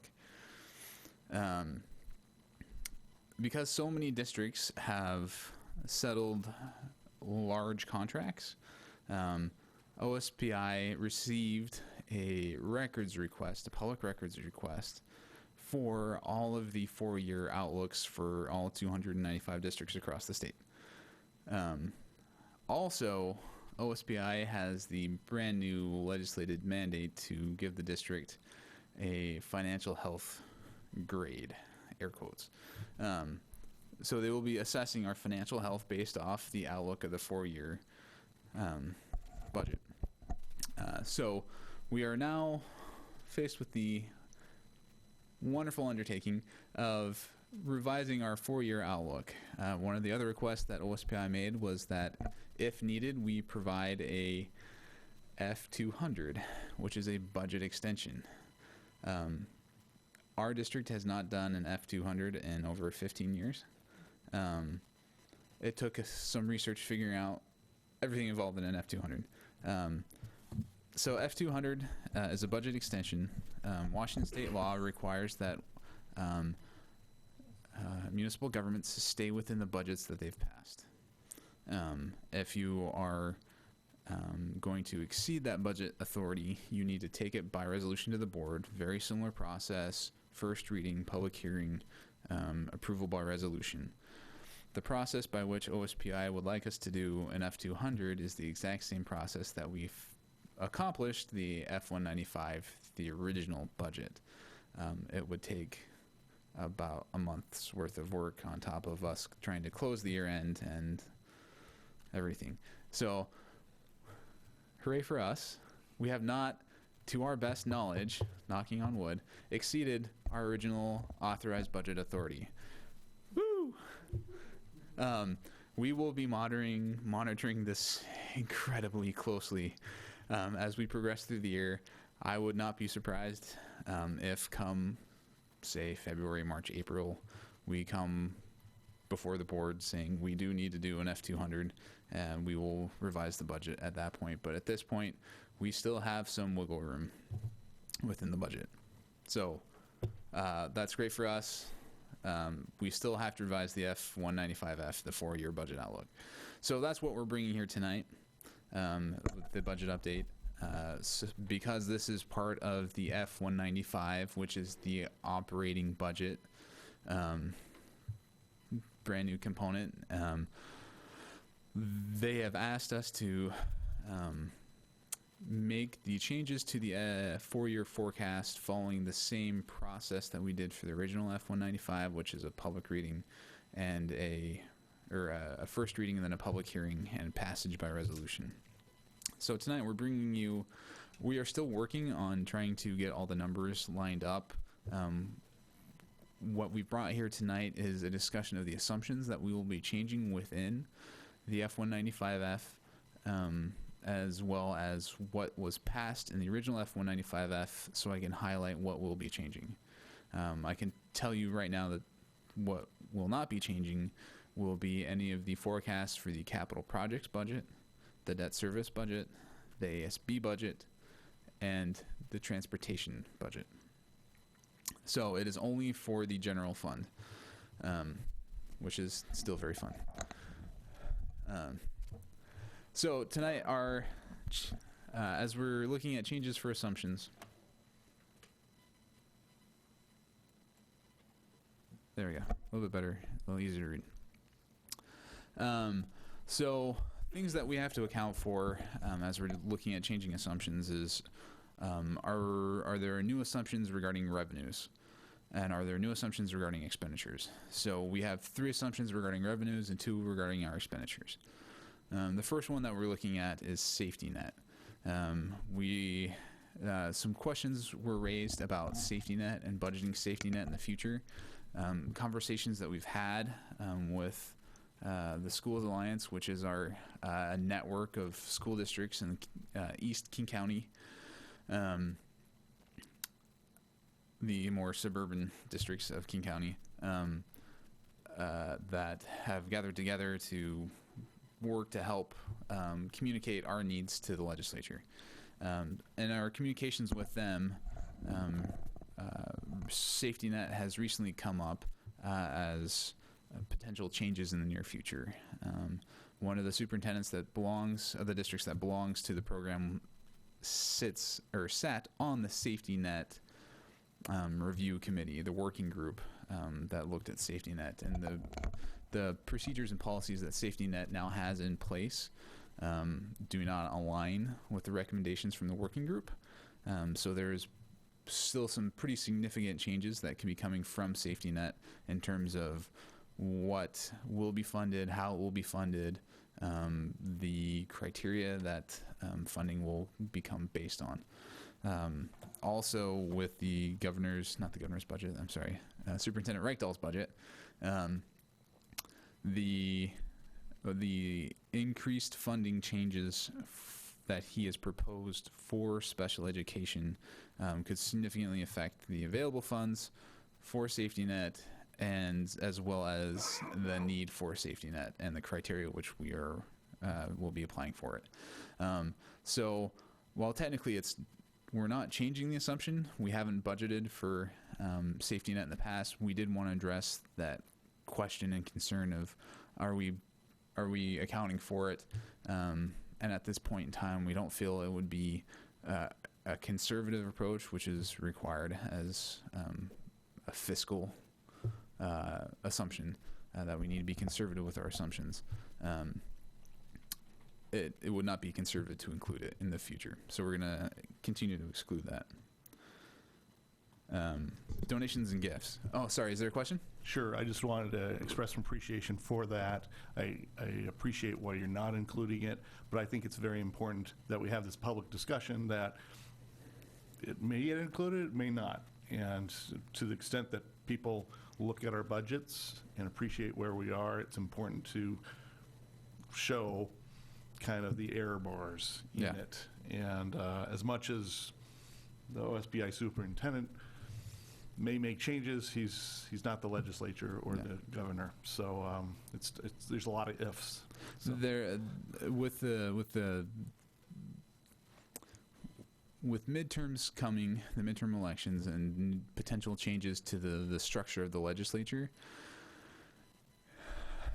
I can't even tell you what is going to be coming up and what the governor's budget is going to look like, because there's a whole lot of things that have been put on the shelf for a while to handle the McCleary funding, as well as a whole new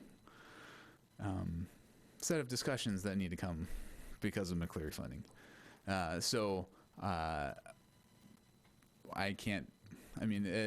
There's likelihoods that something will change. So, additionally, because of the McCleary funding and all the communications that have come out from the legislature and in the media about how the state is fully funding education, we have noticed that for 17-18, I think partially because of the increase in property tax that was communicated, and the way it was communicated by the state and the assessor's office, we've noticed the foundations, the Mercer Island School Foundation and the PTA associations have come in under their target fundraising. So because of this and because of our concerns over all of the continuing communications regarding McCleary and how much money McCleary gave us and how the state is fully funding basic education,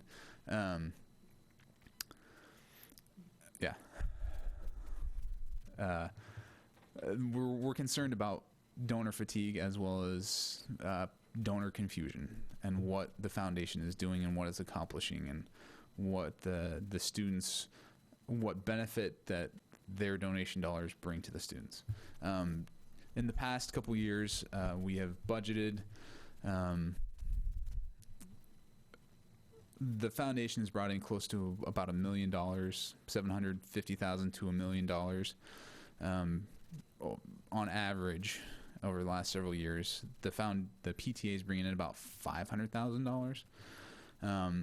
Because of our concerns over the sustainability of funding and donor fatigue, as well as communications that have come out that could impede their efforts, our assumptions that we'll be building in for the last 3 years, we're going to be reducing that by about $500,000, simply to account for potential fatigue. So, any questions? Just a comment that I think that's a fiscal responsible thing to do. I hope the community surprises us and raises those monies because we value education. But in terms of having to prepare something for the state to review, I think you have to be conservative. Yeah. And it's difficult to actually put in donations even into a document like this. Yeah. So appreciate that.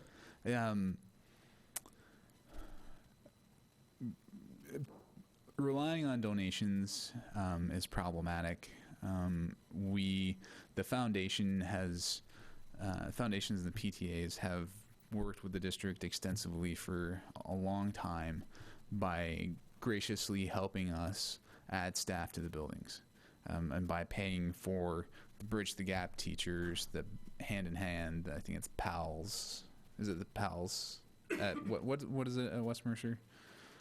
PALS. Those programs, and they're fantastic resources, and we love each and every one of them. But as the saying goes, they eat. And it's hard to continue to budget a reliance on community donation dollars for staff members that we would like to continue eventually rolling into our staff mix. So we are looking at how do we move away from reliance on the local dollars and make these staff members sustainable, while still finding opportunities for the foundation and the PTAs to help with things like professional development or other opportunities to improve the efficacy of our teaching, the efficacy of our classrooms, as well as other opportunities for students to learn and grow. So we hope that we continue to have a relationship, and so we'll keep some funding in, but not to the extent that we've had it in the past few years. And we have had this conversation with both the foundation and with our PTAs. And there has been concern on their part, particularly more so with the individual PTAs, of the sustainability for them when they're contributing for personnel costs. It's an issue that we continue to discuss and work through and figure out how best we can all meet the needs of each of our individual schools and those interests for everyone involved. If I can dovetail on the end of that too, it's also a matter of equity. While Mercer Island has been able to be agile in the last decade around some of these things, there are certainly school districts across the state that simply cannot do that. And so when we're advocating at a state level and even up to a federal level of the need for additional funding for basic education, this is a prime example.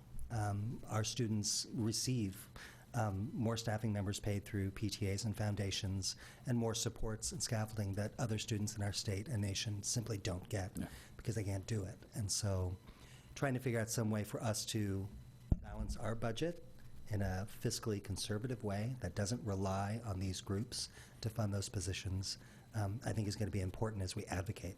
Yeah.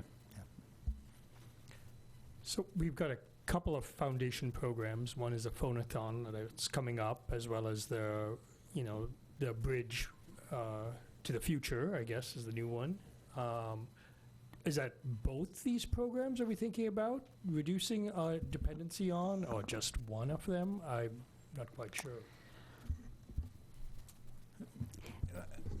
And can I just say, I'm not sure if we're depending on reducing it. I think we're just having to not necessarily count the Forecast chickens before they're differently. hatched. Right. Yeah. Yes, I appreciate it's a forecast. So yeah. it's not necessarily saying we're going to reduce those specific programs. We really are looking at sustainable funding for all personnel costs. So it's analyzing those personnel costs, and are there some shifts of things that are more along the lines of one-time dollars for one-time funds, which is really what donations are. And starting those conversations with the foundation as well as the PTAs.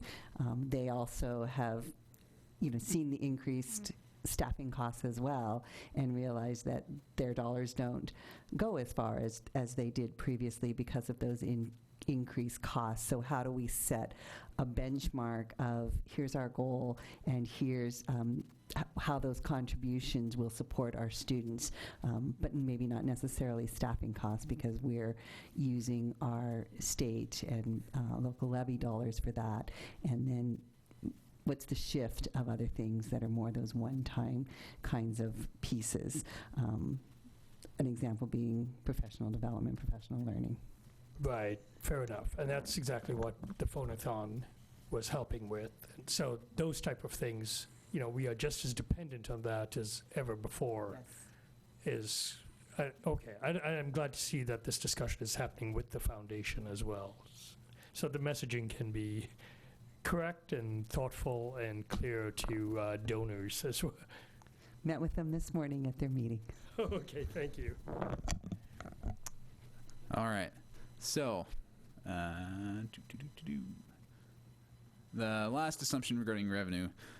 So, communications we've had with other districts within the Puget Sound Education Service District, or PSESD region, we have received reports that their enrollment is either coming in below what they projected or even below what their actual for the end of the previous year was.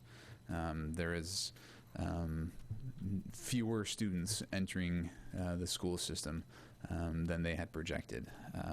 And when we take this in account with softening housing markets, I believe there was a report recently that the Seattle housing market it's had more inventory in it, has more inventory now than it's had in years, because the market has been softening. We are essentially at projection right now, which when we compare it to October of last year, I believe it's about 5 students more than what we had in October, and we are about 18 students below what we ended the year at in June. So while we've come in relatively close to projection, projection doesn't equate to large growth. So we will, as we start looking at the outer years, our assumption is that we're going to keep our student growth at 0. So we're just going to roll forward the 18-19 enrollment, and you'll see kind of what the layout looks like in a moment when we get to what the F-195 looks like. So as we said, current enrollment has come in at projection. We have not yet done the projections for this fall. Normally in October, after the first official enrollment count, is when we traditionally do our enrollment projections for the following year. We've received the October count. Part of the projection process is getting the birth data from King County for our district. King County gets their birth data from the State Department of Health, and the State Department of Health had said, we're not releasing that till mid-November. So I do not have current projection numbers for next year for you, or updated projection numbers. Those were planned to come in the first meeting in November. Because of the delay in release, I'll give you as best of an update in the projections as possible, and then most likely in December we'll do a full projection update. All right, now to the expenditures. compensation and benefits. With the contract being ratified now between the district and MIEA, we have adjusted the compensation. We've created the new salary schedules. We've got the individuals placed on the new schedules. We've made it through September payroll. Nobody died. And very few complaints. So it's a win for us. September payroll is usually one of the craziest times of the year because we're trying to get everybody placed appropriately, get all the credits and experience right. So the kudos to the HR and business office staff for working so hard to get that done. However, in years, for the purpose of the F-195F, when we ratified the contract for 1819 and 1920, there is no additional increases in the second year of the contract. The schedules reflect additional funds in terms of salary, but that's because of the option for working those 2 additional days. So the actual base rate will not change in the second year. After that, it's a whole new game. So as we were looking at years 3 and 4, we'll be looking at what the anticipated inflationary amounts are for IPD, because that's what we are now being funded for. Instead of IPD is the implicit price deflator versus CPI, which is the consumer price index. So we will be looking at what the anticipated IPD increases for the last 2 years of our 4-year forecast are, and we'll be increasing compensation and benefits by that amount. We're also going to need to account for the dark horse in the room, which is the state employee or the school employees benefit board, which we've received some preliminary information about and not slept since. But currently there is no communication about what it will be funded at. There are tentative rates that have been assigned to the plans, but that's simply because they needed rates to negotiate with between the consortium of employees and the healthcare authority and the Office of Financial Management, who have been handling the implementation of SEB and the negotiation between the employee groups who will be the plan participants. So there are some data numbers that SEB has put out regarding what it will cost districts. It is larger than what we are paying now. There's also differentials in between what we will be funded. We will be funded on a full-time employee equivalent. We will be paying on head count. So while we will be funded for 32 individuals in one group, we could have 40 individuals, some of whom are working part-time, but we'll still have to pay the full amount. So there's some cost that will be coming, and we're still trying to assess that in terms of what that means. And there are some other regulations that have been observed in the agreement for employees that aren't currently covered who would be covered. And the cost to districts has not necessarily been analyzed. There seems to be an assumption that the state's going to come up with the dollars for this increased funding, and costs for employees, because we will no longer have the ability to self-fund. Cost to employees for a district like ours could increase as well. So this is an ever-changing daily discussion that, if not 2-3 of us are having almost every day as we learn more about this and attend the meetings. But this will be something that will also be going towards the governor's budget as well, as how to fund this. Early estimates for the required funding just for the funded units through the I completely lost the prototypical model.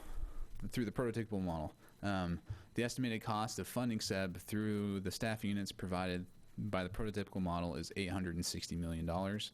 That does not account for the staffing units for every district out there who are not funded by the prototypical unit.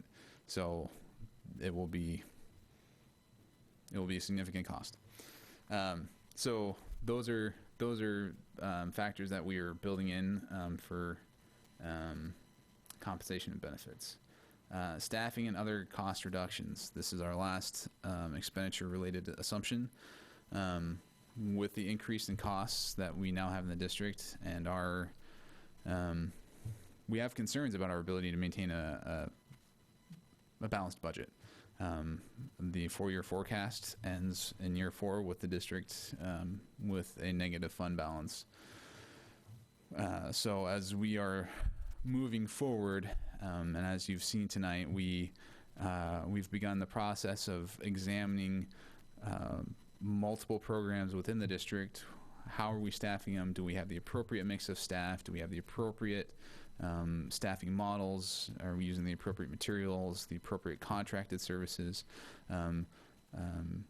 Director Bailey mentioned tonight that we are fully staffed by district employees, which is actually a cost-saving measure for the district. It costs more to bring in a specialist for some of these services that our employees are providing than actually have an employee, because we're contracting through a staffing service. So I think for the first time in many years, we have complete MIA or MISD staff and no contractors for special education program, which is a cost saving for us. So as we are moving forward and starting to build next year's budget, and as we look at these program reviews that we're looking at, and the program reviews that will come in the future years if we choose to do more, we'll be looking at what those recommendations are in terms of our staffing models, in terms of what our spending priorities are. So, any additional questions?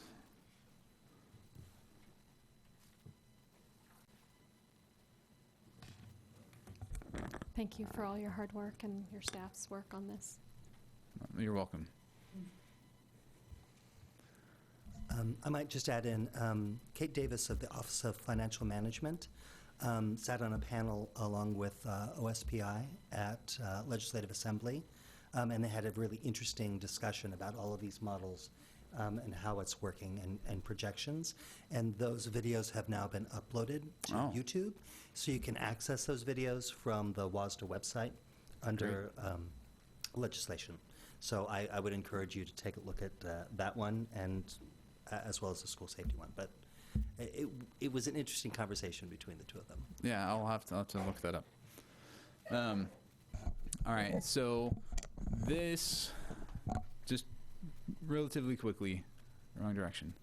This is the F-195F. These are the first 4 pages of the F-195F. This is the summary of the general fund, as I mentioned earlier. We will not be making modifications to the other funds. Here you see the enrollment by grade level for the 4 years. Because we are going to be looking at a flat enrollment, zero growth enrollment, we are just going to be rolling these numbers across to maintain a consistent enrollment, as well as the staffing numbers at the bottom. Previously, when we built it, as you can see, this is the F-195F that was approved in August. When we approved it, as we were looking at the projections we had at the time, we were increasing staff to meet the projected needs of a growing student population. Since that is now in doubt, we will maintain consistent staffing levels. As you can see, the F-195F, the summary is relatively high level in terms of how it accounts for money coming in, and as we mentioned, we will be looking at reducing the amount that we've budgeted for gifts and donations. That falls under revenues and other financing sources, source 2000, local non-tax support. So that we'll be reducing that by about 500,000. When we look at total revenues and other financing sources, as we look at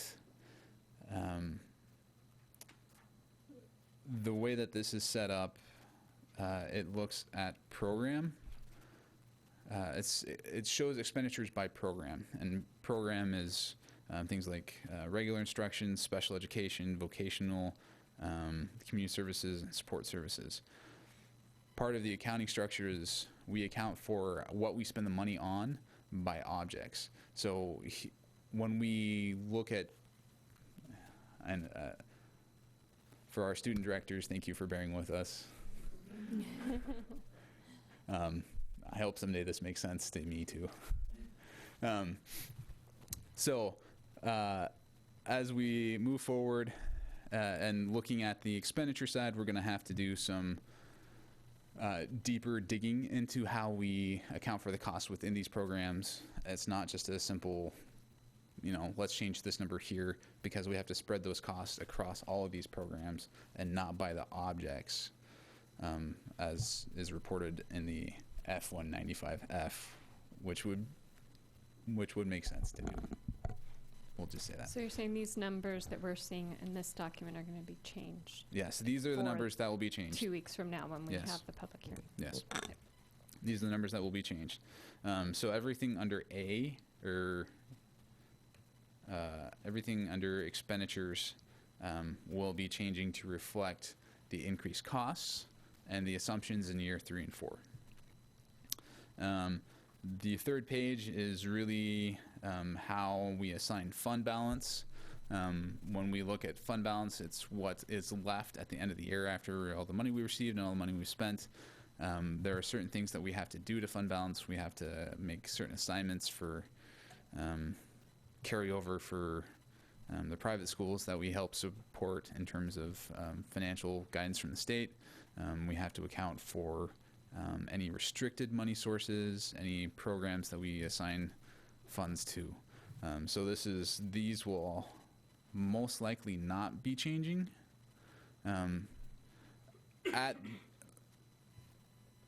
At this point in time, some of these numbers will change, but the majority of them will not, in terms of fund balance and how we're assigning the money within the fund balance. At this point, this last page, page 4, is the ending total fund balance, the results. Most likely years 2021 and 21-22 will be changing most likely by about 2%. That's the assumption that we're going for in terms of inflationary adjustments, in terms of increasing cost. So they will, the expenditures will be increasing by about 2%. So these will be about 2% lower. So, any additional questions? I'd like to ask the students if you have any questions at this time. Is this harder than calculus? So, any other board directors have any comments or questions at this time? Okay. Just, again, thank you Yeah. for all the hard work to you and everyone on the staff that's going through this, and try not to tear your hair out. Well, we appreciate your support. So. Thank you. Ron, any other comments? We know that we're doing a two-step process through this again, and so Ty and his team are really going to strive to get the document prepared so you have plenty of time to review it. I know a lot of times we put it off till the Tuesday so that we can give you the most accurate numbers, but because we are going to be holding a public hearing and having this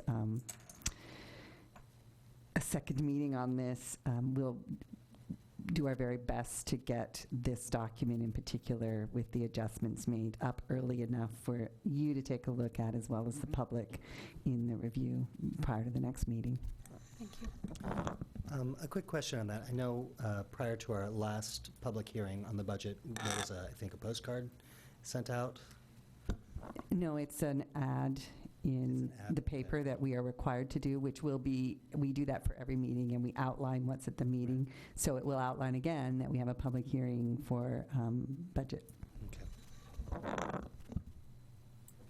Okay. Yeah. Thank you, Ty. Thank And we'll be moving on to item 3, full governance process monitoring. And A is Fundamental 1.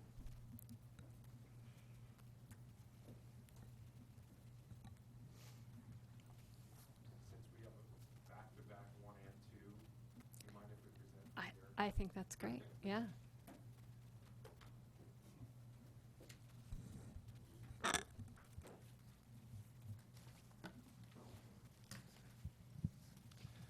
All right. Well, we have both Fundamental 1 and 2. We'll start with Fundamental 1, probably run through that whole piece, and then you can do a vote on 1, and then we can do 2, unless you'd like to proceed differently, President Drinkwater. That's a great suggestion. Okay. So Fundamental 1, I've given you some background there. Again, this, as you've had discussions going back to even the summer around level 1 versus level 2 reports and which ones will be level 1 and 2, as I indicated, and I just want to remind you that Fundamental 1, for all intents and purposes, has always really kind of been what we've called a level 1 report. It's never had a qualitative aspect to it. It's just been the quantitative, and it's really comprised of the EES data that comes from the survey information that we collect. And then we've had what we've called the vision dashboard, and that's a dashboard that's been put together from our colleagues at the Center for Educational Effectiveness each year. I do want to remind everyone that similar to our report, I believe, last May, and then again in June, now that the center has changed their metrics a little bit, and that has to do with not counting all, or not including all of the participants in the total N, but rather just those that answered each question, that did change the numbers a little bit. We asked them subsequently following our meeting in May if they would apply that metric to all of the data in our vision dashboard, and they have. So if you're comparing last year's dashboard to this year's and you see differences, that's what's happening in the data. They're slight, but there are some. So I just want to point that out. We also asked them to take a look at the variance data again and help us remember or better understand our information so that we're applying it correctly. And so you can see the historical variance data, and that's been updated to this year as well. So just a couple of pieces there to make everyone aware of as we look at it. So when we look at the vision dashboard, and let me grab that.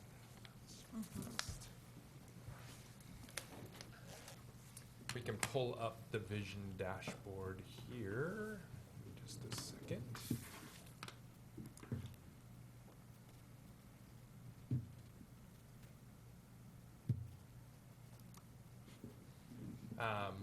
So if we look at this dashboard and we begin to take a look, Jamie and I took a look, and you know, there's a number of things that we can continue to celebrate across our district. Our students reporting the help that they get from their teachers and adults when they need it, and I think that was indicative of some of the remarks that Dr. Mattson shared with us about the number of dedicated adults in the building: teachers, paraprofessionals, principals, custodians, bus drivers. I think students suggesting that they feel comfortable asking their teachers for help. 5 is the top rating on these, as just a reminder, all the way back down to 1. Our parents believing and expecting that believing that our school expects that all students can meet state standards. Our teachers having high expectations, the school doing a good job preparing students for success in the future, and our staff feeling that they're making strides towards that personalized learning goal, as well as the school providing curriculum that is relevant. On the other hand, things that we continue to ask questions about, how useful and interesting is that work? And maybe our two students on the board can describe that some more for us. Our teachers finding other ways to help me learn when I find it difficult, being at 3.62. Teachers often telling me how well I'm doing in class, so 3.33. So students maybe not understanding where they fall in the continuum of the progression of learning. from a parent perspective, parents wanting more challenge and rigor, and of course that being juxtaposed with our conversations around social emotional learning and what does that mean in our high cap review. So some things for us to certainly think about. Time is spent doing work that students find useful, so students must be reporting to their parents that some of that utility isn't coming through.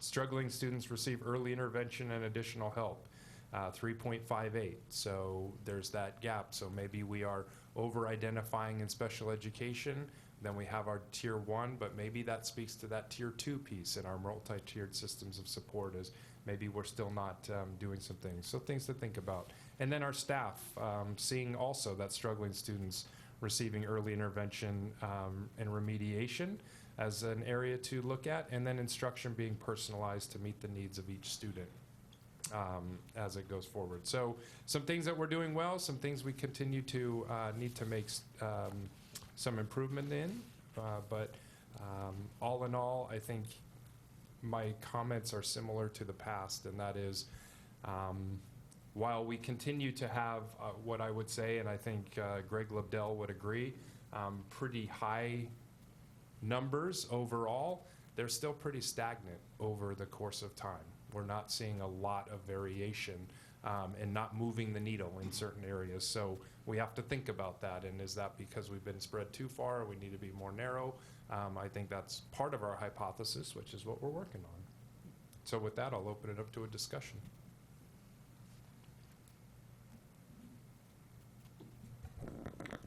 Any takers? The students. We'd love to hear from the students first. Personally, I think a lot of this varies because no one has the same teachers, and so it's hard. I think it would be hard to determine an overall perspective, personally, but yeah. Yeah, I agree. And I think also a lot of the questions, especially that students were asked in this, it looks like have to do with if they value what they're doing in school. And I personally have found that I value the activities and what we learn much more as I get older. Right. So I think that's an important factor to consider. Yeah. Great. Thank you. Any other comments from directors? I just wonder if, I mean, grading 1 through 5 and filling out surveys and, you know, you're happy, you might not, you know, but you rarely want to hit 5 because that's like perfection, right? And so, I mean, I just wonder if we're going to be able to see the things that, where the needle can be moving based on this scoring system. So I personally wouldn't worry too much about that. I think it's actually good that it's consistent because of the scoring system. I mean, if we're doing it 1 out of 100, we'd probably see it moving a little bit more. And I know I tend to do 3s and 4s unless there's something terrible or phenomenal. And I'll do 5s and I'll do 1s, but they have to really be there, right? So, I mean, and that's where these numbers fall. So I think people are, to what this says to me is that people are pleased. So, I mean, I wouldn't, the way that I interpret these numbers, I don't think we're going to be able to see those things. And if we want to maybe identify a couple of things that we really want to know, I think we're going to need to do either very specific questions or a different scoring system. I appreciate you going back to CEE and having them normalize all the data. I hope they did all the work and you didn't have to do too much of that work. They did all the work. So, and given that they're very numbers. Oh wait, I did it all. Okay, very nice. And given that they're numbers driven, I hope they appreciated that, and hopefully they're doing it for other districts. And it'd be neat if the state or the federal government did that with their tests. I don't think they're going to do that, though.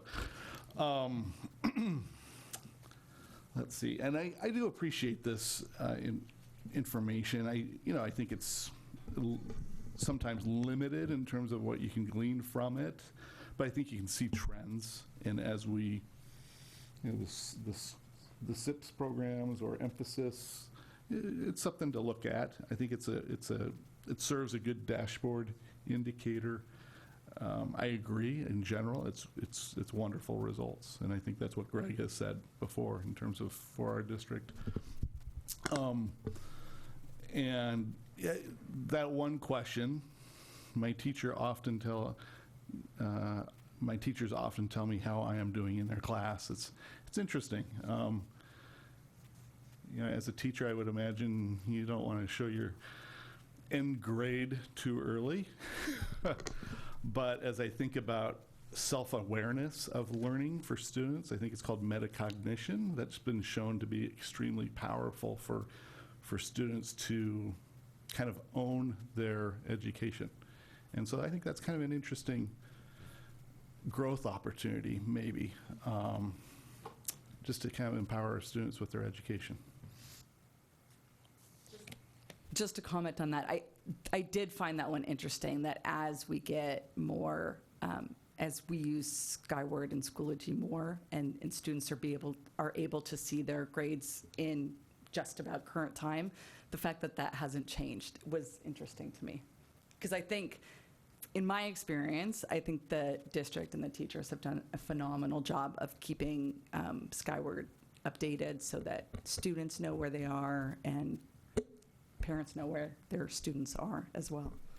Jamie, you've been studying grading practices for about a year now, heavily. Thoughts?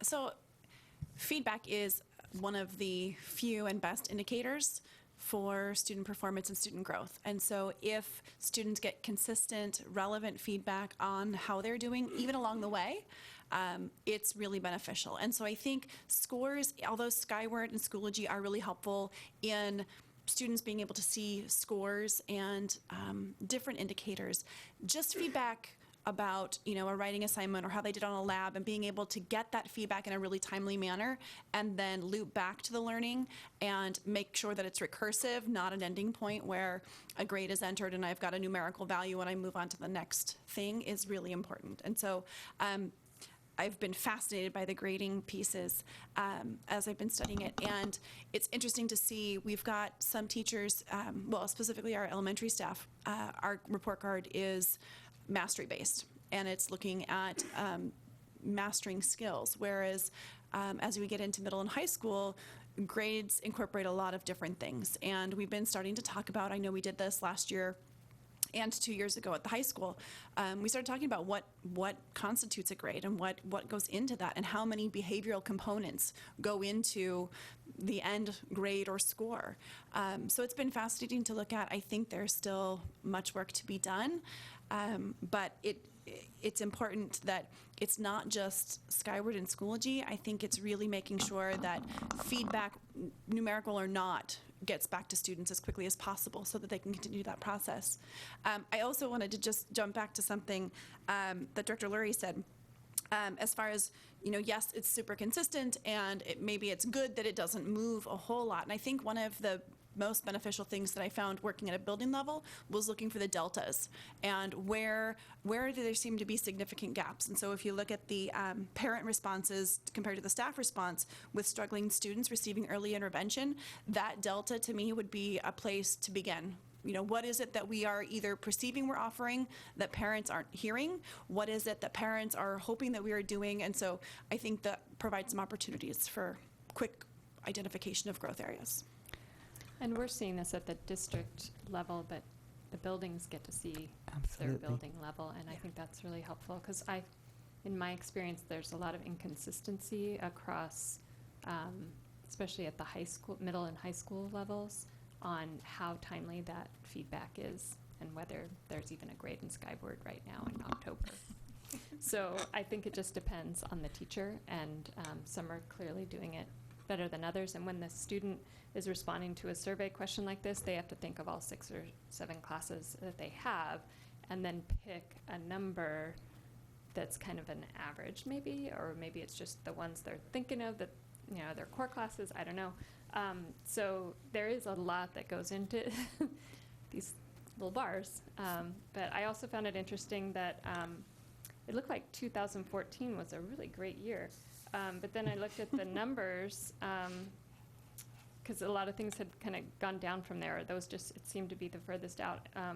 And the number of student responses was around 1,000 fewer than the other years. And so that in itself too, kind of, were their students self-selecting if they had something positive to say? We added third grade this year, so that you'll see there's more, the N is a little larger this year because we added third grade. Okay. And that was partly because of the high cap component, and we wanted to capture Okay. more students. So we added third grade. We also didn't do fourth grade that year, so now you're seeing third and fourth grade and fifth Okay. grade. And I don't remember if we did seniors that year or if that was the year we may not have. I'd have to look at that data. Yeah. But we were, in the earlier years, we were giving it to fewer students. Okay. Yeah. And then the staff and parents is kind of a wavy line of respondents. So it's all just really interesting. I think just like when you get a grade in a class, it's made up of a lot of parts. I find it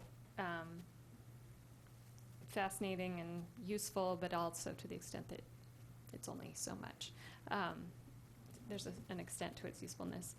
But I can't think of any better way to measure what we're trying to measure. So I think it's helpful to have it be consistent across years. And so I do too appreciate that they were able to, that change that they made this year, that they were able to go back and adjust that for prior years. So it's great.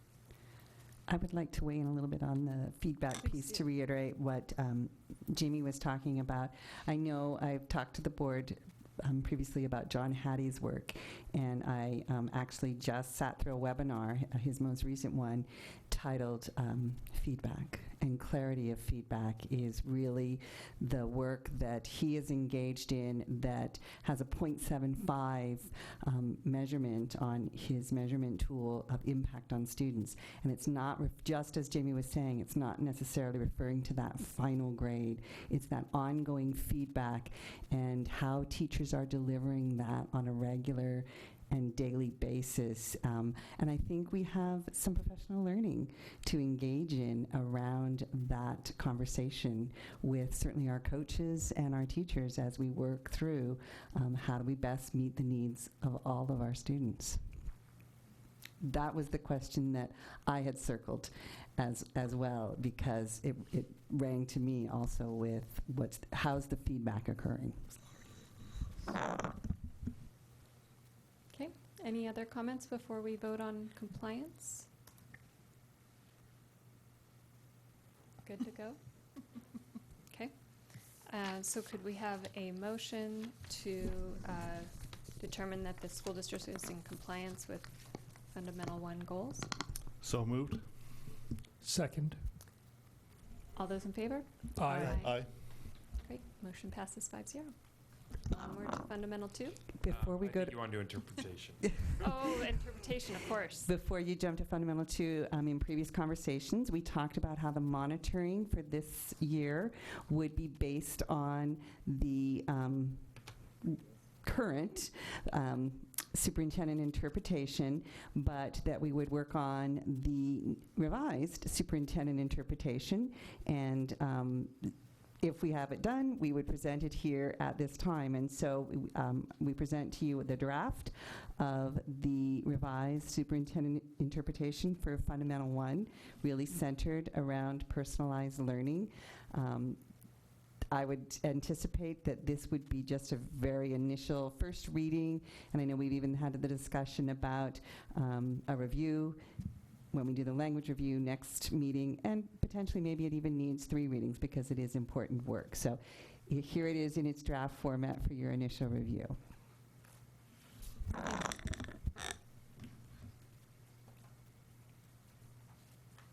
Any comments at this time? Yeah, the one item I was wondering about, we've often talked about 1 year's progress in a year, and I didn't really see that reflected here. How is that? Was it intentional? Because you also said the pace of learning is adjusted, so are you maybe doing a little bit less progress in a year? It wasn't specifically something that is addressed in this particular fundamental. I think that as we look at some of the other places, an example being even Fundamental 2, as we're talking about academic rigor and where students are growing in the content area, that the application of that year-for-year growth is in that academic sense. And so that would be something encompassed in one of the other fundamentals versus this one that is really focused on that personalized learning environment. Okay. Other comments or questions?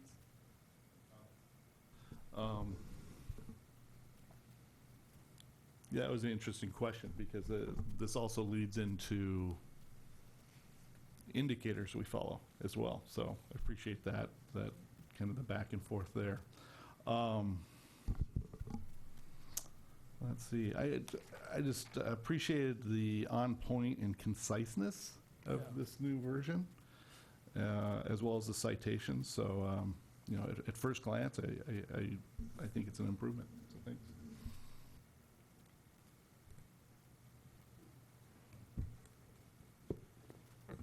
Any other comments?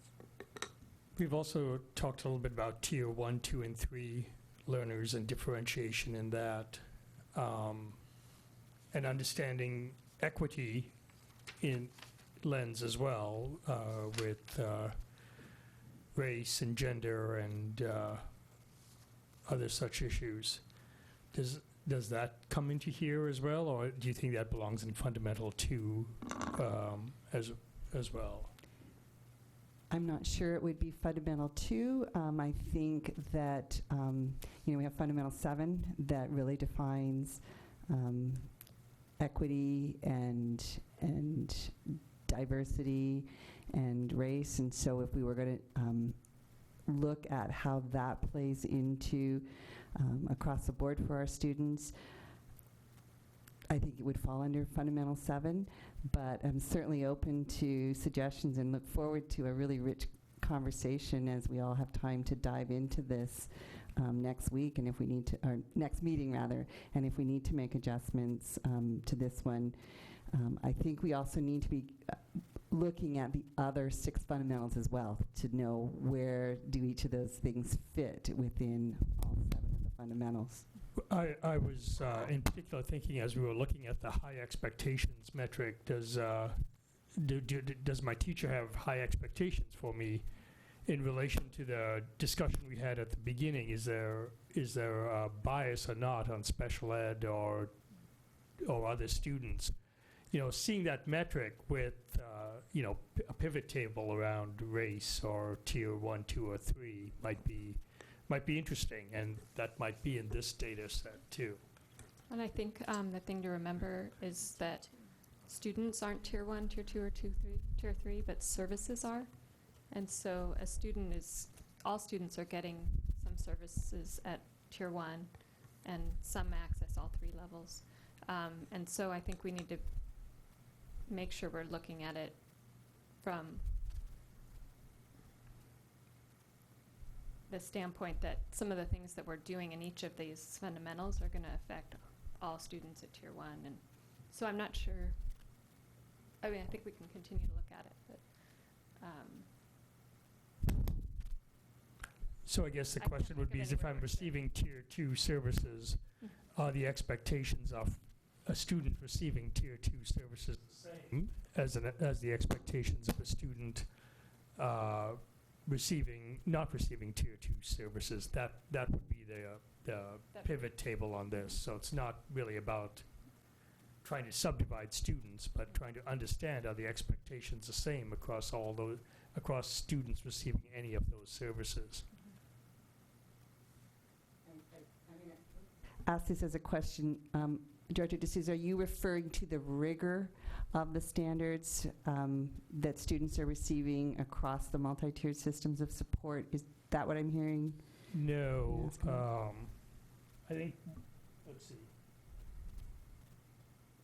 There's a question here. The school believes and expects that all students can meet state standards. And that's asked of the parents.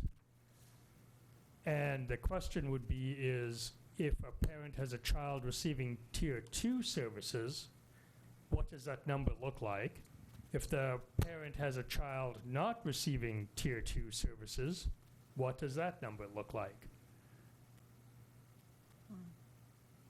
Or all students. And I think that would kind of reflect back onto some of the concerns that were brought out in the first discussion. Now, the other question too is whether you're looking at this internally and reviewing it internally, and whether there's a need to present this to the board or not.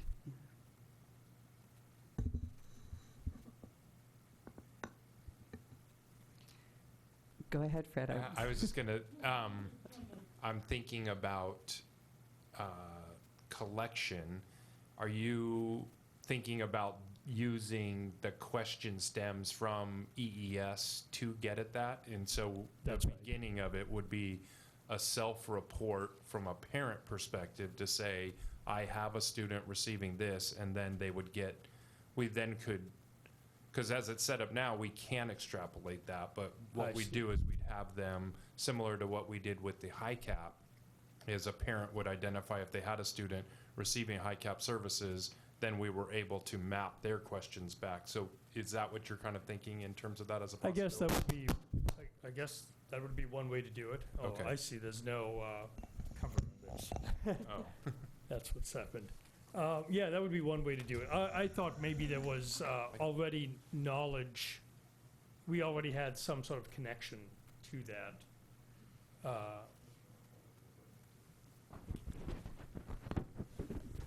We'll replace it. Yeah, I thought maybe we already had knowledge of who was answering this, and we had background information on the student and/or parent. But if not, then it might be more difficult to do.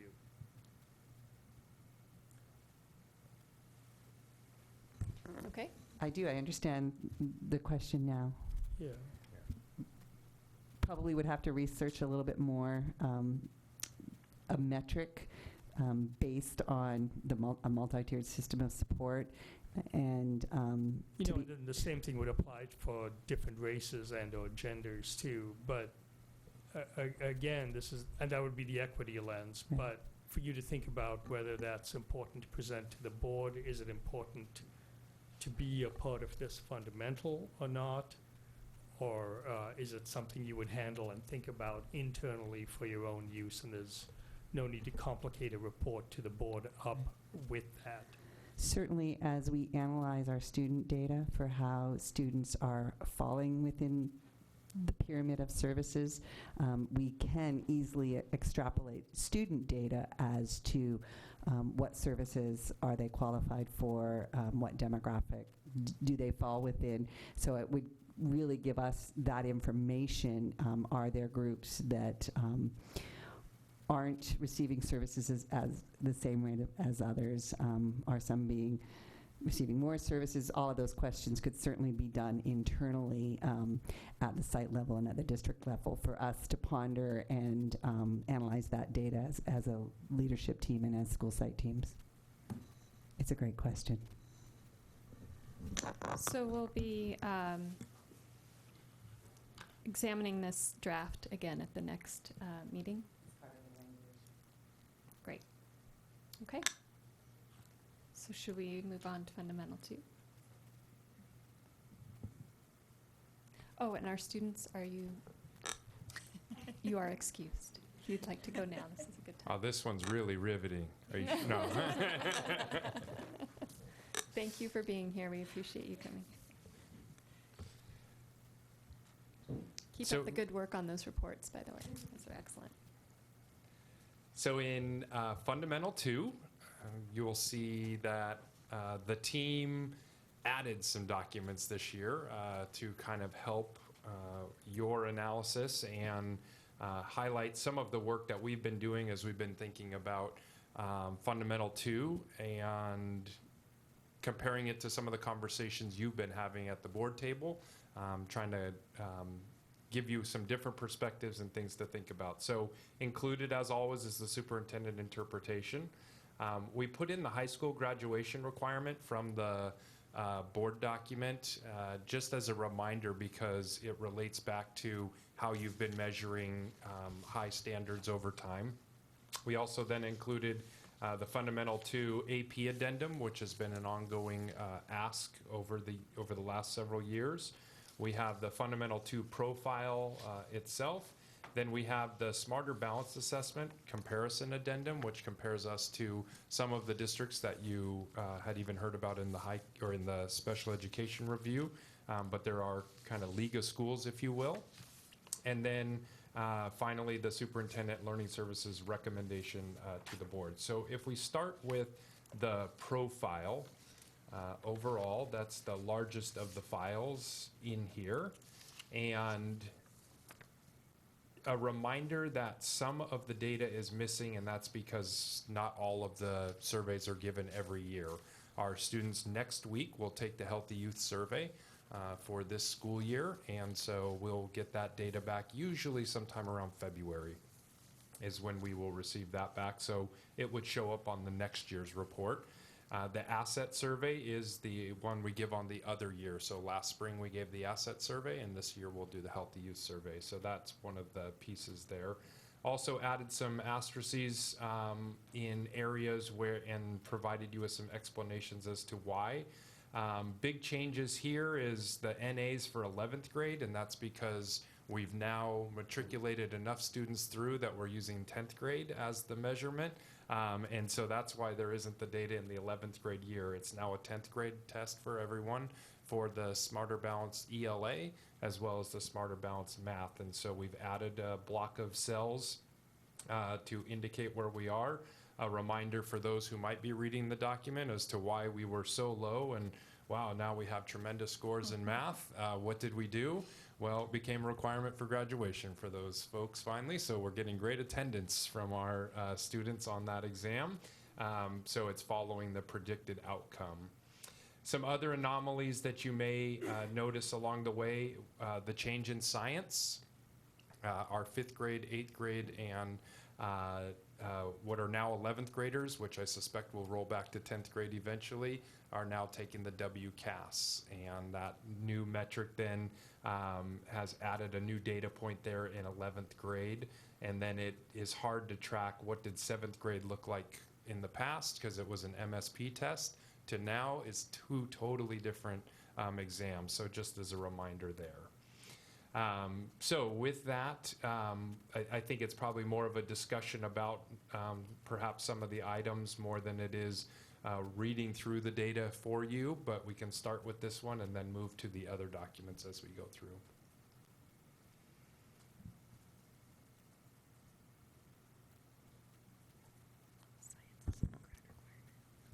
Comments or questions on this document? Right.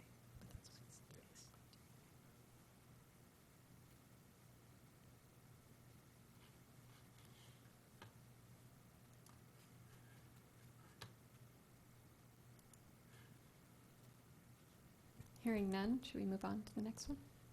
Sure, we can look at the AP addendum. Let me make sure that I actually click on it.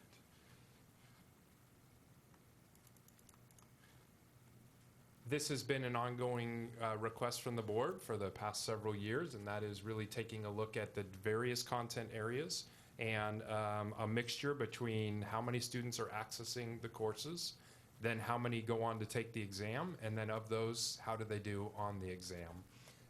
Certainly there's we do have some ends that are less than 10, but for the most part, I think we have seen an increase slightly in the students who are taking the exams. And last year, I recall a pretty robust conversation that we had at the table around, some districts require kids to take it and then they go on and pay for them, and is that a good thing or not? And what are colleges doing with AP, and are they even accepting those as credit bearing any longer?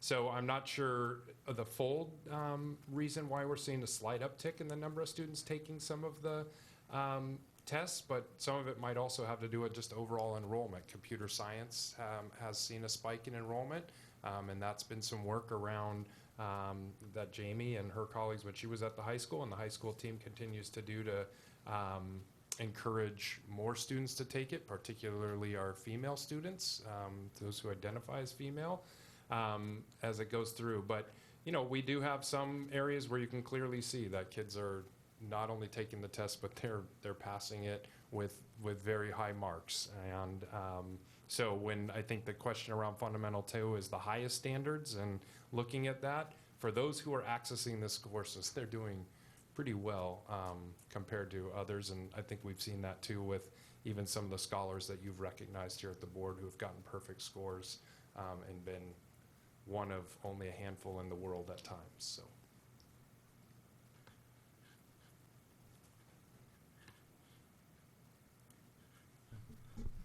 I appreciate this report and thank you for collecting it.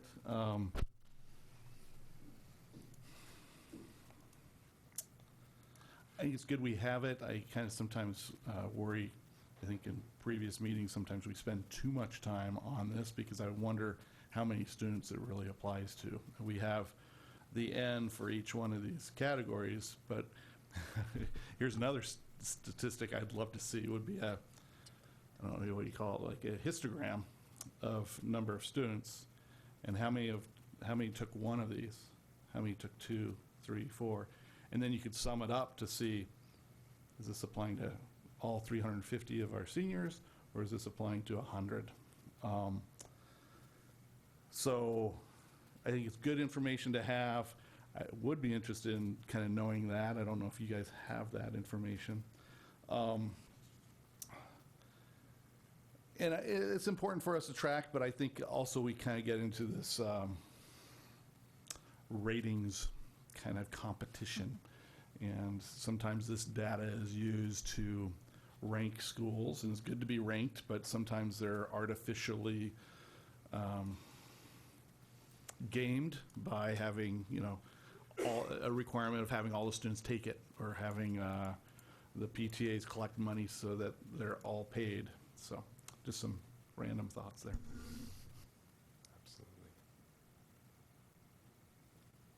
Absolutely. I do like the AP data. I think it's useful. I think we've talked in previous board meetings that we do not want to put the pressure on students. It's a choice. We do invest a great deal of time, energy, effort into AP and honors courses as differentiators for students who wish to take them.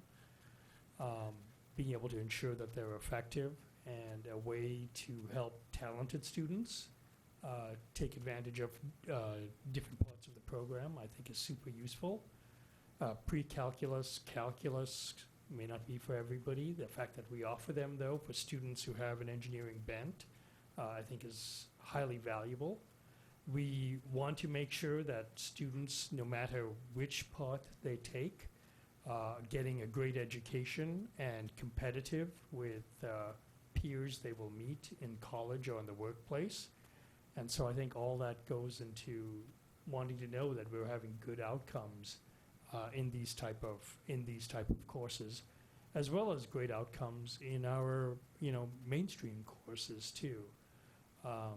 So I appreciate the differences, and I do also appreciate that some teachers have much more interesting courses outside of AP, where AP may be a very prescribed curriculum that was invented some years ago, and other courses might be more interesting, more modern, and have a completely different take where the curriculum is at more discretion to the teacher. So, you know, I don't think one is necessarily better than the other, but if we invest in these, we should make sure they are good.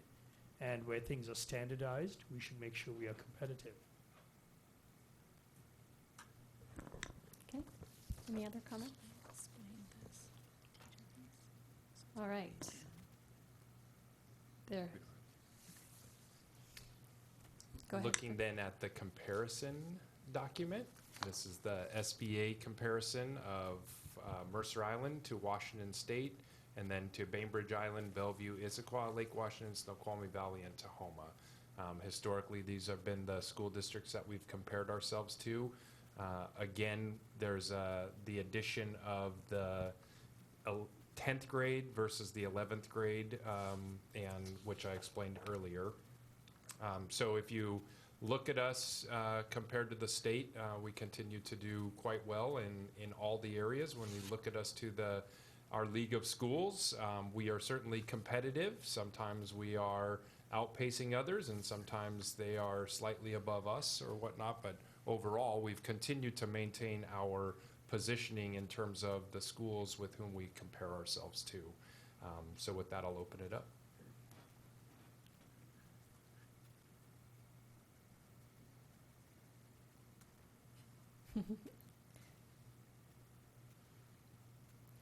Looks very good.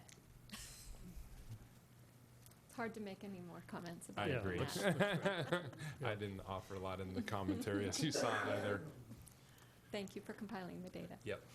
So the next piece that we put on here this year, as you start thinking about this fundamental and in your reflection, Superintendent Koloski and I have been going back and forth, and then I've been working with Jamie and Nova and Holly and Dreves and trying to think about,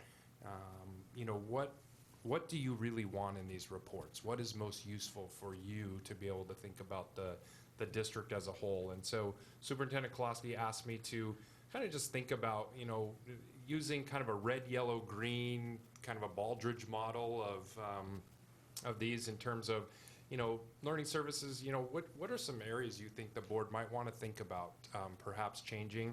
What are some that they might consider removing or tweaking? And then what are some of the indicators that still seem to be relevant? And then we just left some blank for no recommendation. And so we just this is really just for you to kind of think about there. Just kind of noting a couple things in terms of some of the reds. Some of it has to do with just the changing nature of assessments. We've found some that we've been doing that just don't feel as useful any longer. And so to Dr. Matson's point, if they're not providing us inputs that are making a difference, then why do we keep doing them? Our fourth grade ITBS would be one that I quickly point to in terms of it was a measure that we had used for quite some time for our accelerated math for our fourth graders. We've now switched some of our thinking on that, as we've shared with you, that using cut scores on an ITBS to determine whether or not a student is accelerated or wants to participate in that may not be as helpful. So we've stopped using that as a metric and turned it more over to a student and a parent to make some choices. We give them their SBA scores, we give them how the feedback from their fourth grade year, but allow students to make some choices. So the fourth grade test has also been something that previous boards had felt were really important to measure as a benchmark every single year. How are our fourth graders doing? And to the degree to which we're using that for instructional purposes, we're really not. It's not something that comes back in a format that's useful to teachers to drive instruction. It just becomes a data point. If that's something you want to continue, that's something you could provide direction to, but that would be an example of something we would suggest. So Superintendent Koloski, other thoughts on our work here? I think just specific to the ITBS, that test is given across our fourth grade for the sole purpose of reporting on this monitoring report. So do want you to be aware of that. Teachers aren't utilizing it to guide their instruction in any way, shape, or form. And now that we've changed the fifth grade accelerated math, that impacts it as well. And as Fred mentioned, there's several things that have changed because of mandated testing requirements. And so we all know we don't want to over-test. And if we have a way of measuring that in something that we're already doing, do we still need to be redundant? And so those are some of the questions that we wanted to pose for you as you're reviewing this fundamental and these metrics. And just a quick reminder, Fundamental 2 Superintendent Interpretation Revision will be part of next year. This year is the 1, 3, and 7 fundamentals that we'll be really doing in depth. ELL students, for instance, we change tests. Yes. And so as you think about that, I think our team probably has some ideas about different ways we could describe the data and get you information that would be more useful than the way we've worded it now because of the way they're measuring on a 5-point scale. Used to be on a 4-point scale. It's a completely different test. So happy to engage in those conversations.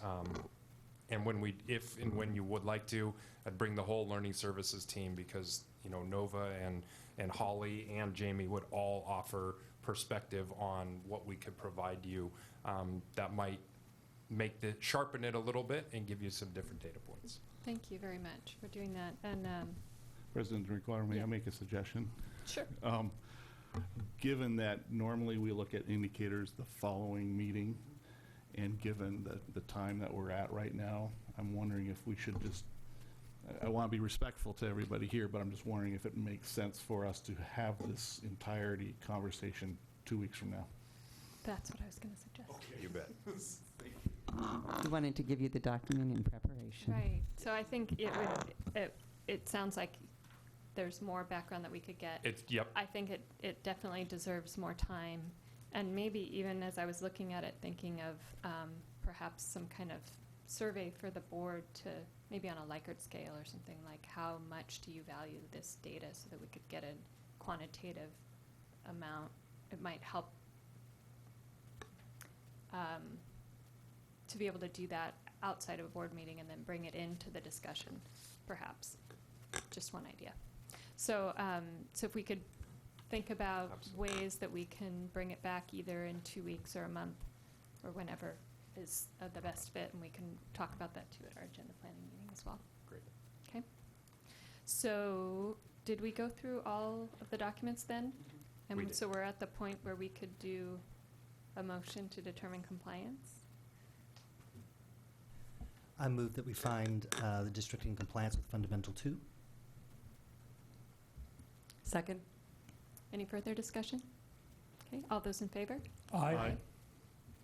And Giovanna Koseski, who is our new student data information analyst, who took over for Christy Gregory. She may never watch the tape, but we shall publicly thank her for pulling together a lot of this information and whatnot. She's doing an awesome job as a new hire, so we really appreciate her on our team.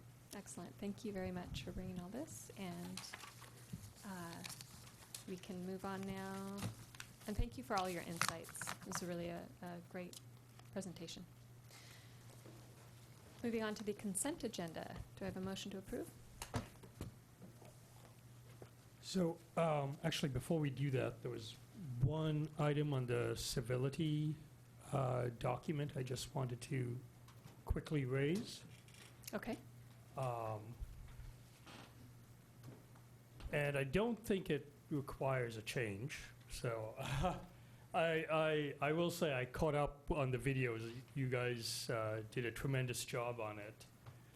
There were at least 4 times, perhaps. I think you've looked at it and reviewed it, and this is about the 4th revision. So I totally appreciate the civil discourse that occurred around it. And many of the topics that, the board raised were ones I thought of when I looked at it chronologically, and you kind of destroyed all my notes because you covered everything, so I'm glad I wasn't around to make it worse. But it was really great. So my only question was, and maybe if I think Erin's here? Yes. There was a definition of uncivil conduct is defined as behaving in a discourteous or disrespectful manner. And I think it was talked about a few times. But I think one thing that I noticed happening in academia is the concept of safe rooms.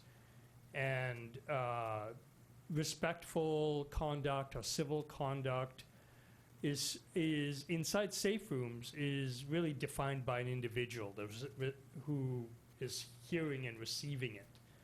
And that's kind of the definition of a safe room, is where the participants in the room can make those determinations in kind of a very ad hoc fashion. Now the question would be is, even in academia, that's not really, a classroom isn't really considered a safe room in the same way, unless it's really defined up front. My question would be is, how do we define, this within that context. Is civil, respectful discourse defined by individuals, defined by some standards?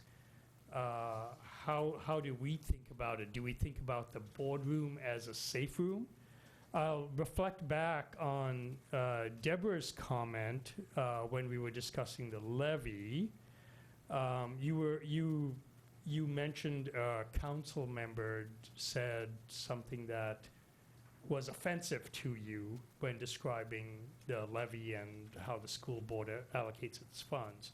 But that clearly didn't prevent that council member from making their point. The council member wasn't stopped from making their point. And, that discussion at the time moved forward in a very straightforward way. And though you did find it offensive.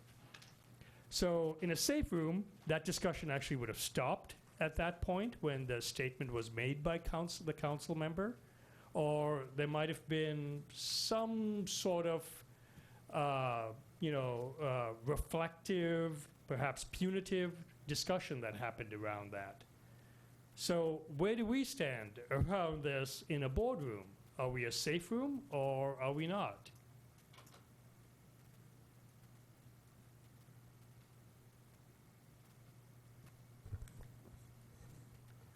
One other point I'll make is there's another concept of see something, say something. And again, that's been left at the discretion of the individual to make a determination as to whether that's problematic or not. And we've seen bias, racial bias in many cases when individuals make that determination. And then when the law officers come in, they perhaps incorrectly carry that bias forward in their actions as well. And I think that's very problematic. And it doesn't help discourse. It really doesn't make things more civil. And is a concern to me as to where this is going for us. So I think you raised some good points, interesting questions. But since we're on the consent agenda, are you proposing to pull it off and have further discussion so that we can move on with the rest of the consent agenda and then maybe schedule that discussion for another time? Mike, I just wanted to hear if there was any consensus around this. Is this has this been talked about? Is there a consensus around where we stand? Is this a safe room or not? I don't see us explicitly stating this is a safe room, so I'm assuming safe room guidelines don't apply. So in which case, fine, I'm good with this. If we do think safe room guidelines apply towards how we define civil discourse, then maybe it should be pulled and we should have a deeper discussion. Anyone want to comment? I'm learning right now, so I appreciate this. And for the sake of not cutting one board member's suggestions off, I would be in favor of maybe polling it and having a discussion at a later date about this. I'm learning stuff, and I think maybe other people are, and would like to hear more about that, as well as hear from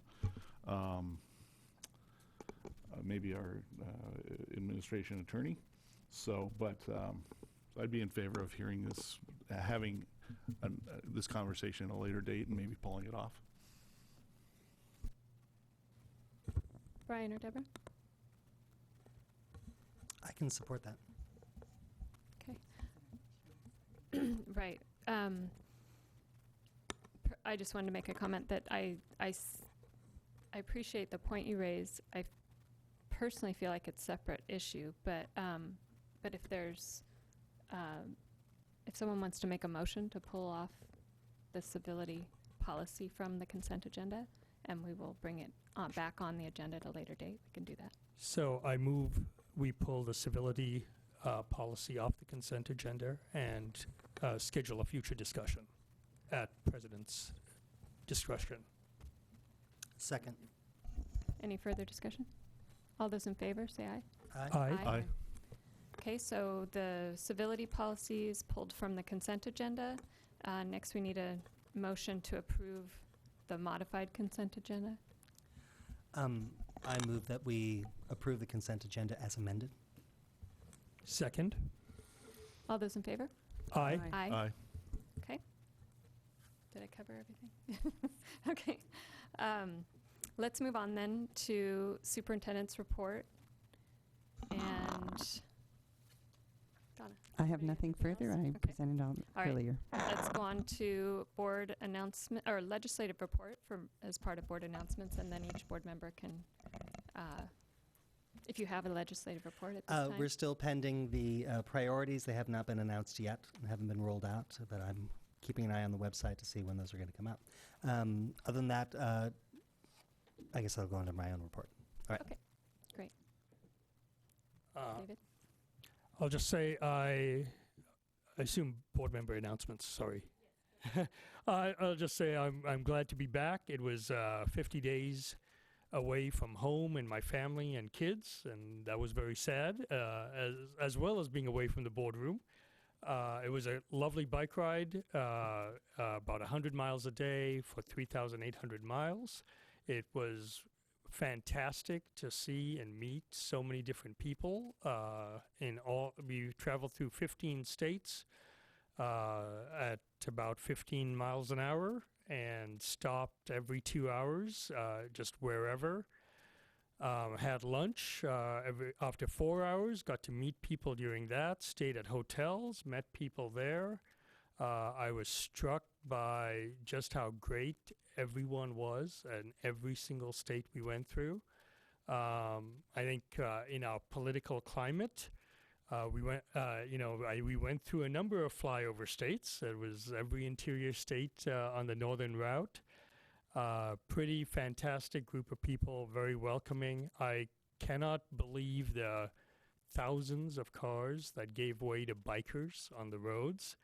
Every once in a while there was some wacko, but it's you really get to appreciate how similar, how our shared values are, and just how caring and wonderful people are. I think collectively as bikers, we can't count the number of God bless yous we received from people, and safe travels and safe journey comments from everyone we saw. It's pretty impressive. So really, actually, I think more than anything else, gives you real faith in America and what people stand for. And if there's anything that's dividing us, I don't think it's individual beliefs. I think it's maybe errant political leaders.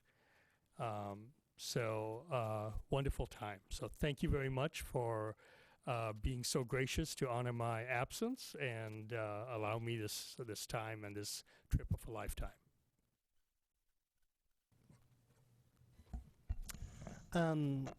Since we last met, we had walk bike to school today at West Mercer. That was great to participate in and get in volunteering there. I was also really happy to attend the New Families event for the district. I thought it was a great event. It seemed even bigger and better than previous years, and so I love that it's continuing to grow in that direction. And then I wanted to update you as well that I have booked my trip to Washington, D.C. So I'll be in Washington, D.C. the 25th through the 30th for the Equity Symposium and the Advocacy Institute hosted by the National School Boards Association.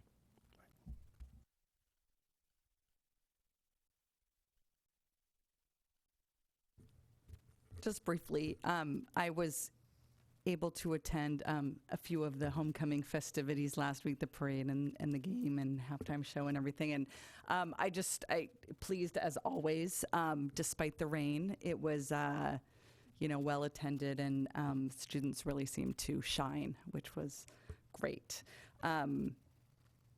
Also was able to attend the middle school curriculum night. And it was, I just continue to be in awe of our educators, the time that they spend and how much they care about our students.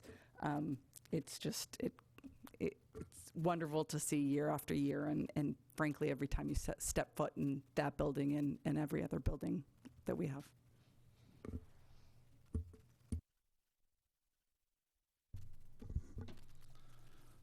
Director D'Souza, I don't know if you've met a former teacher, Fran Call, but if you haven't, I hope you get together with her and share your experience, because I think she taught for the district here for 30 years. She's on that wall as a former Mercer Island Citizen of the Year.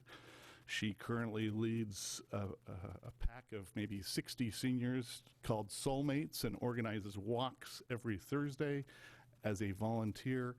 And as a teacher, she would volunteer and take, I think, about 15 to 20 junior high school students on amazing trips, including, I think, at least 5 or 6 times where they bicycled across the country. So amazing person, and I think every single person who did that trip finished that trip.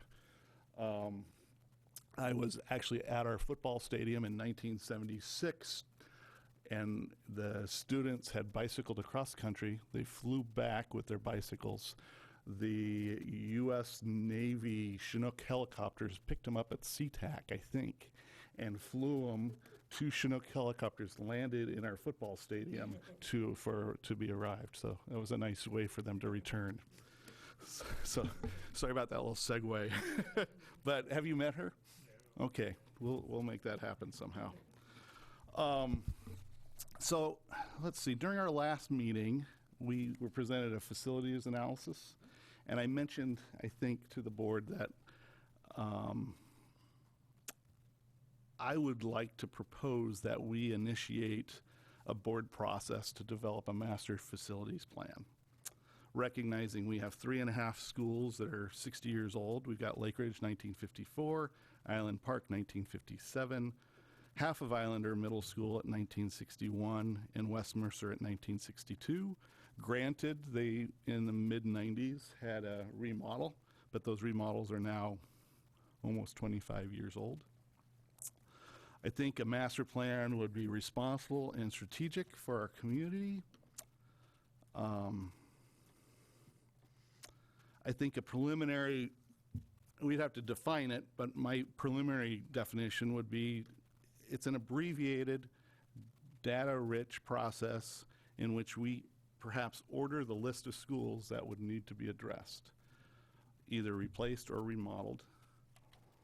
It's also important to note this doesn't predicate the schedule or the grouping of such projects.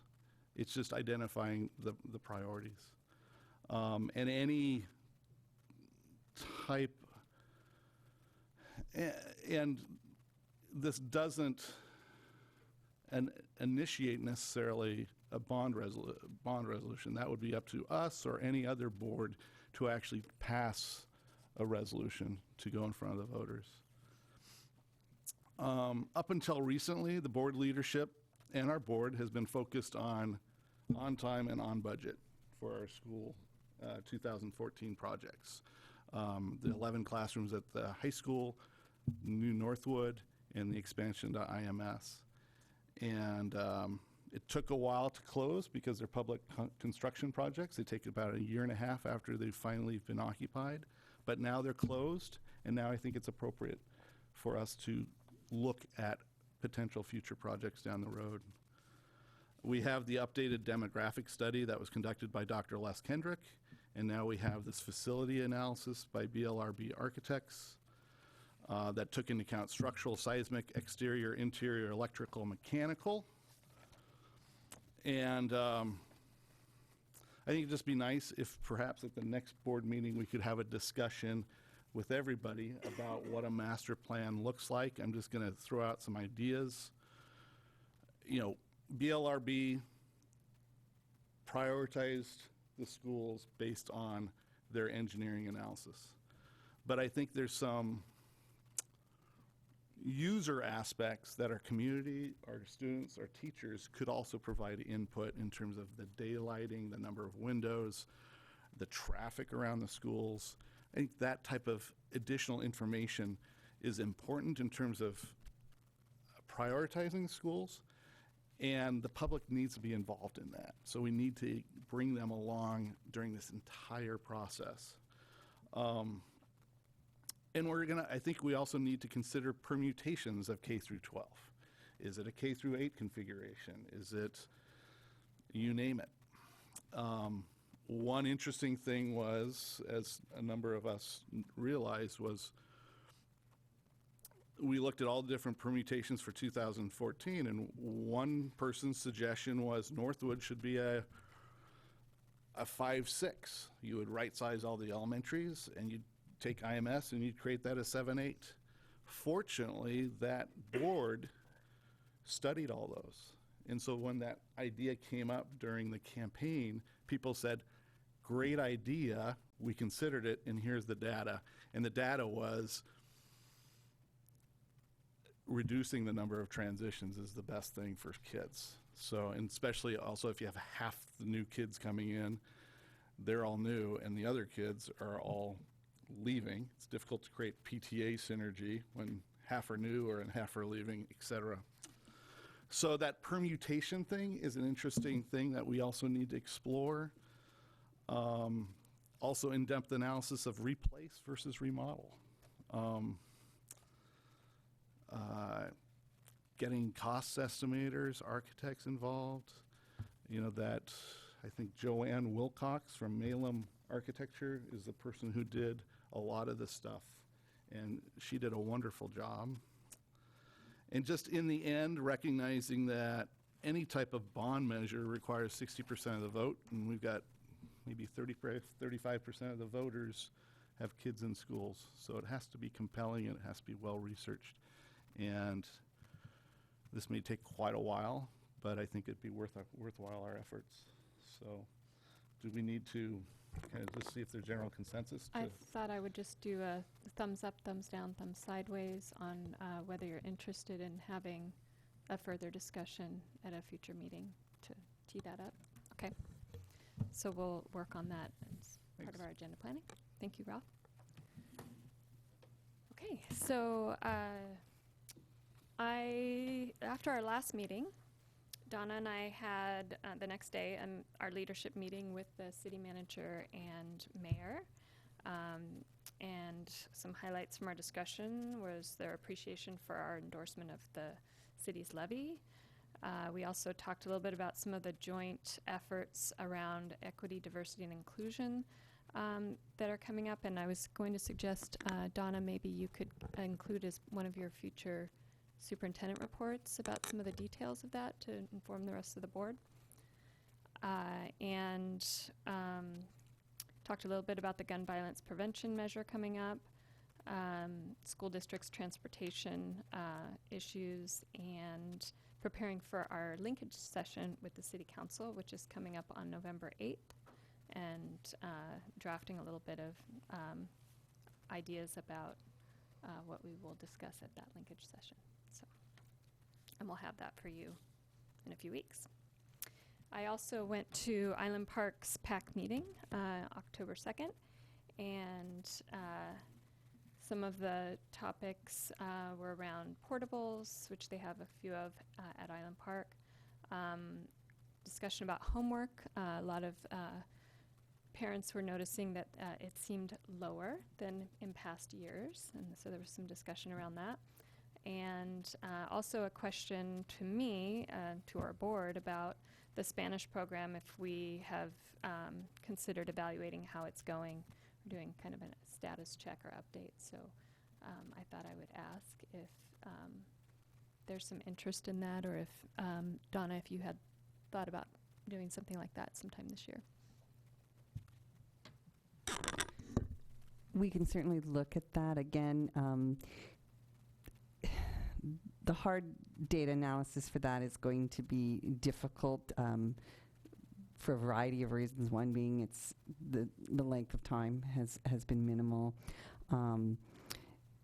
We got a little bit of student input from it at our student advisory, and there's some digging in with that group that we might be able to do on this as well, and just report back perhaps on the student perception. We could certainly have further discussion if the board feels that that's a place we need to look this year.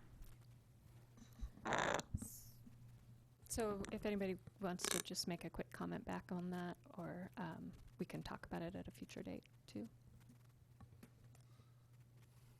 Or we can think about it and bring it back to board comments later. So are you looking at an evaluation, or what are you exactly looking for? Well, that's kind of the question, is would it be a something relatively qualitative in nature, perhaps talking to students, talking to parents, getting some feedback, or and maybe what I'm hearing is too that maybe we need more time before we would do something more extensive. Yeah. I guess my thought would be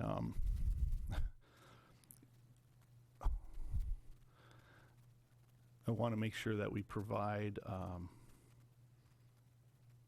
enough runway for programs that we start, that A, they can be successful, and B, they empower the next program that we want to start, because change is difficult, and if we truncate something, it's going to be very difficult to start another thing if you don't give it enough runway. So instead of evaluating it necessarily, I think it'd be neat to, if perhaps the administration at whatever point they thought was appropriate, provided us some metrics that they're going to be looking at to tell us how the program's going. So as opposed to evaluating it now, just saying, this is how we're going to evaluate it in the future.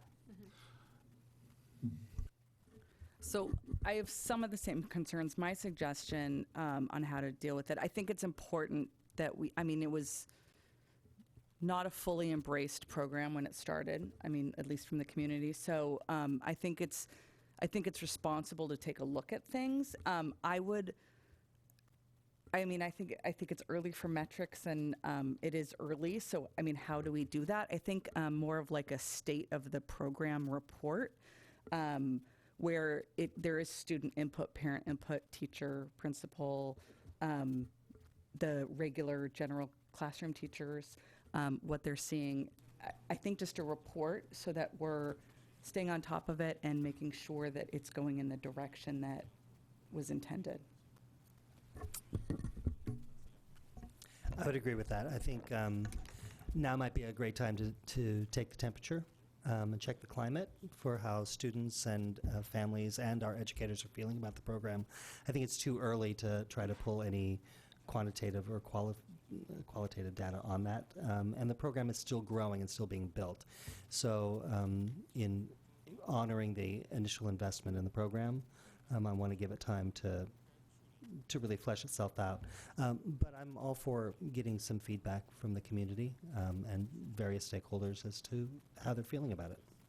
Right, because I think the program was designed to not have homework or testing, and so it's going to be difficult to get any sort of qualitative measure of it. But maybe we can talk offline about some ideas and bring it back. And we certainly could have a conversation in our leadership, particularly in learning services, as they're the ones who are monitoring how the program is moving forward, and discuss what are some ways that we could take the temperature and gather some information that we could report back to the board under just a information item. Yeah. Here's where we are at this time. Okay, thank you. And that's all I have. So, do I have a motion to adjourn? Are we going to adjourn or move into executive session? It's just adjournment. Just an adjournment. Okay. Mhm. We adjourn. Second. All those in favor? Aye. Aye. Aye. I didn't use my gavel tonight.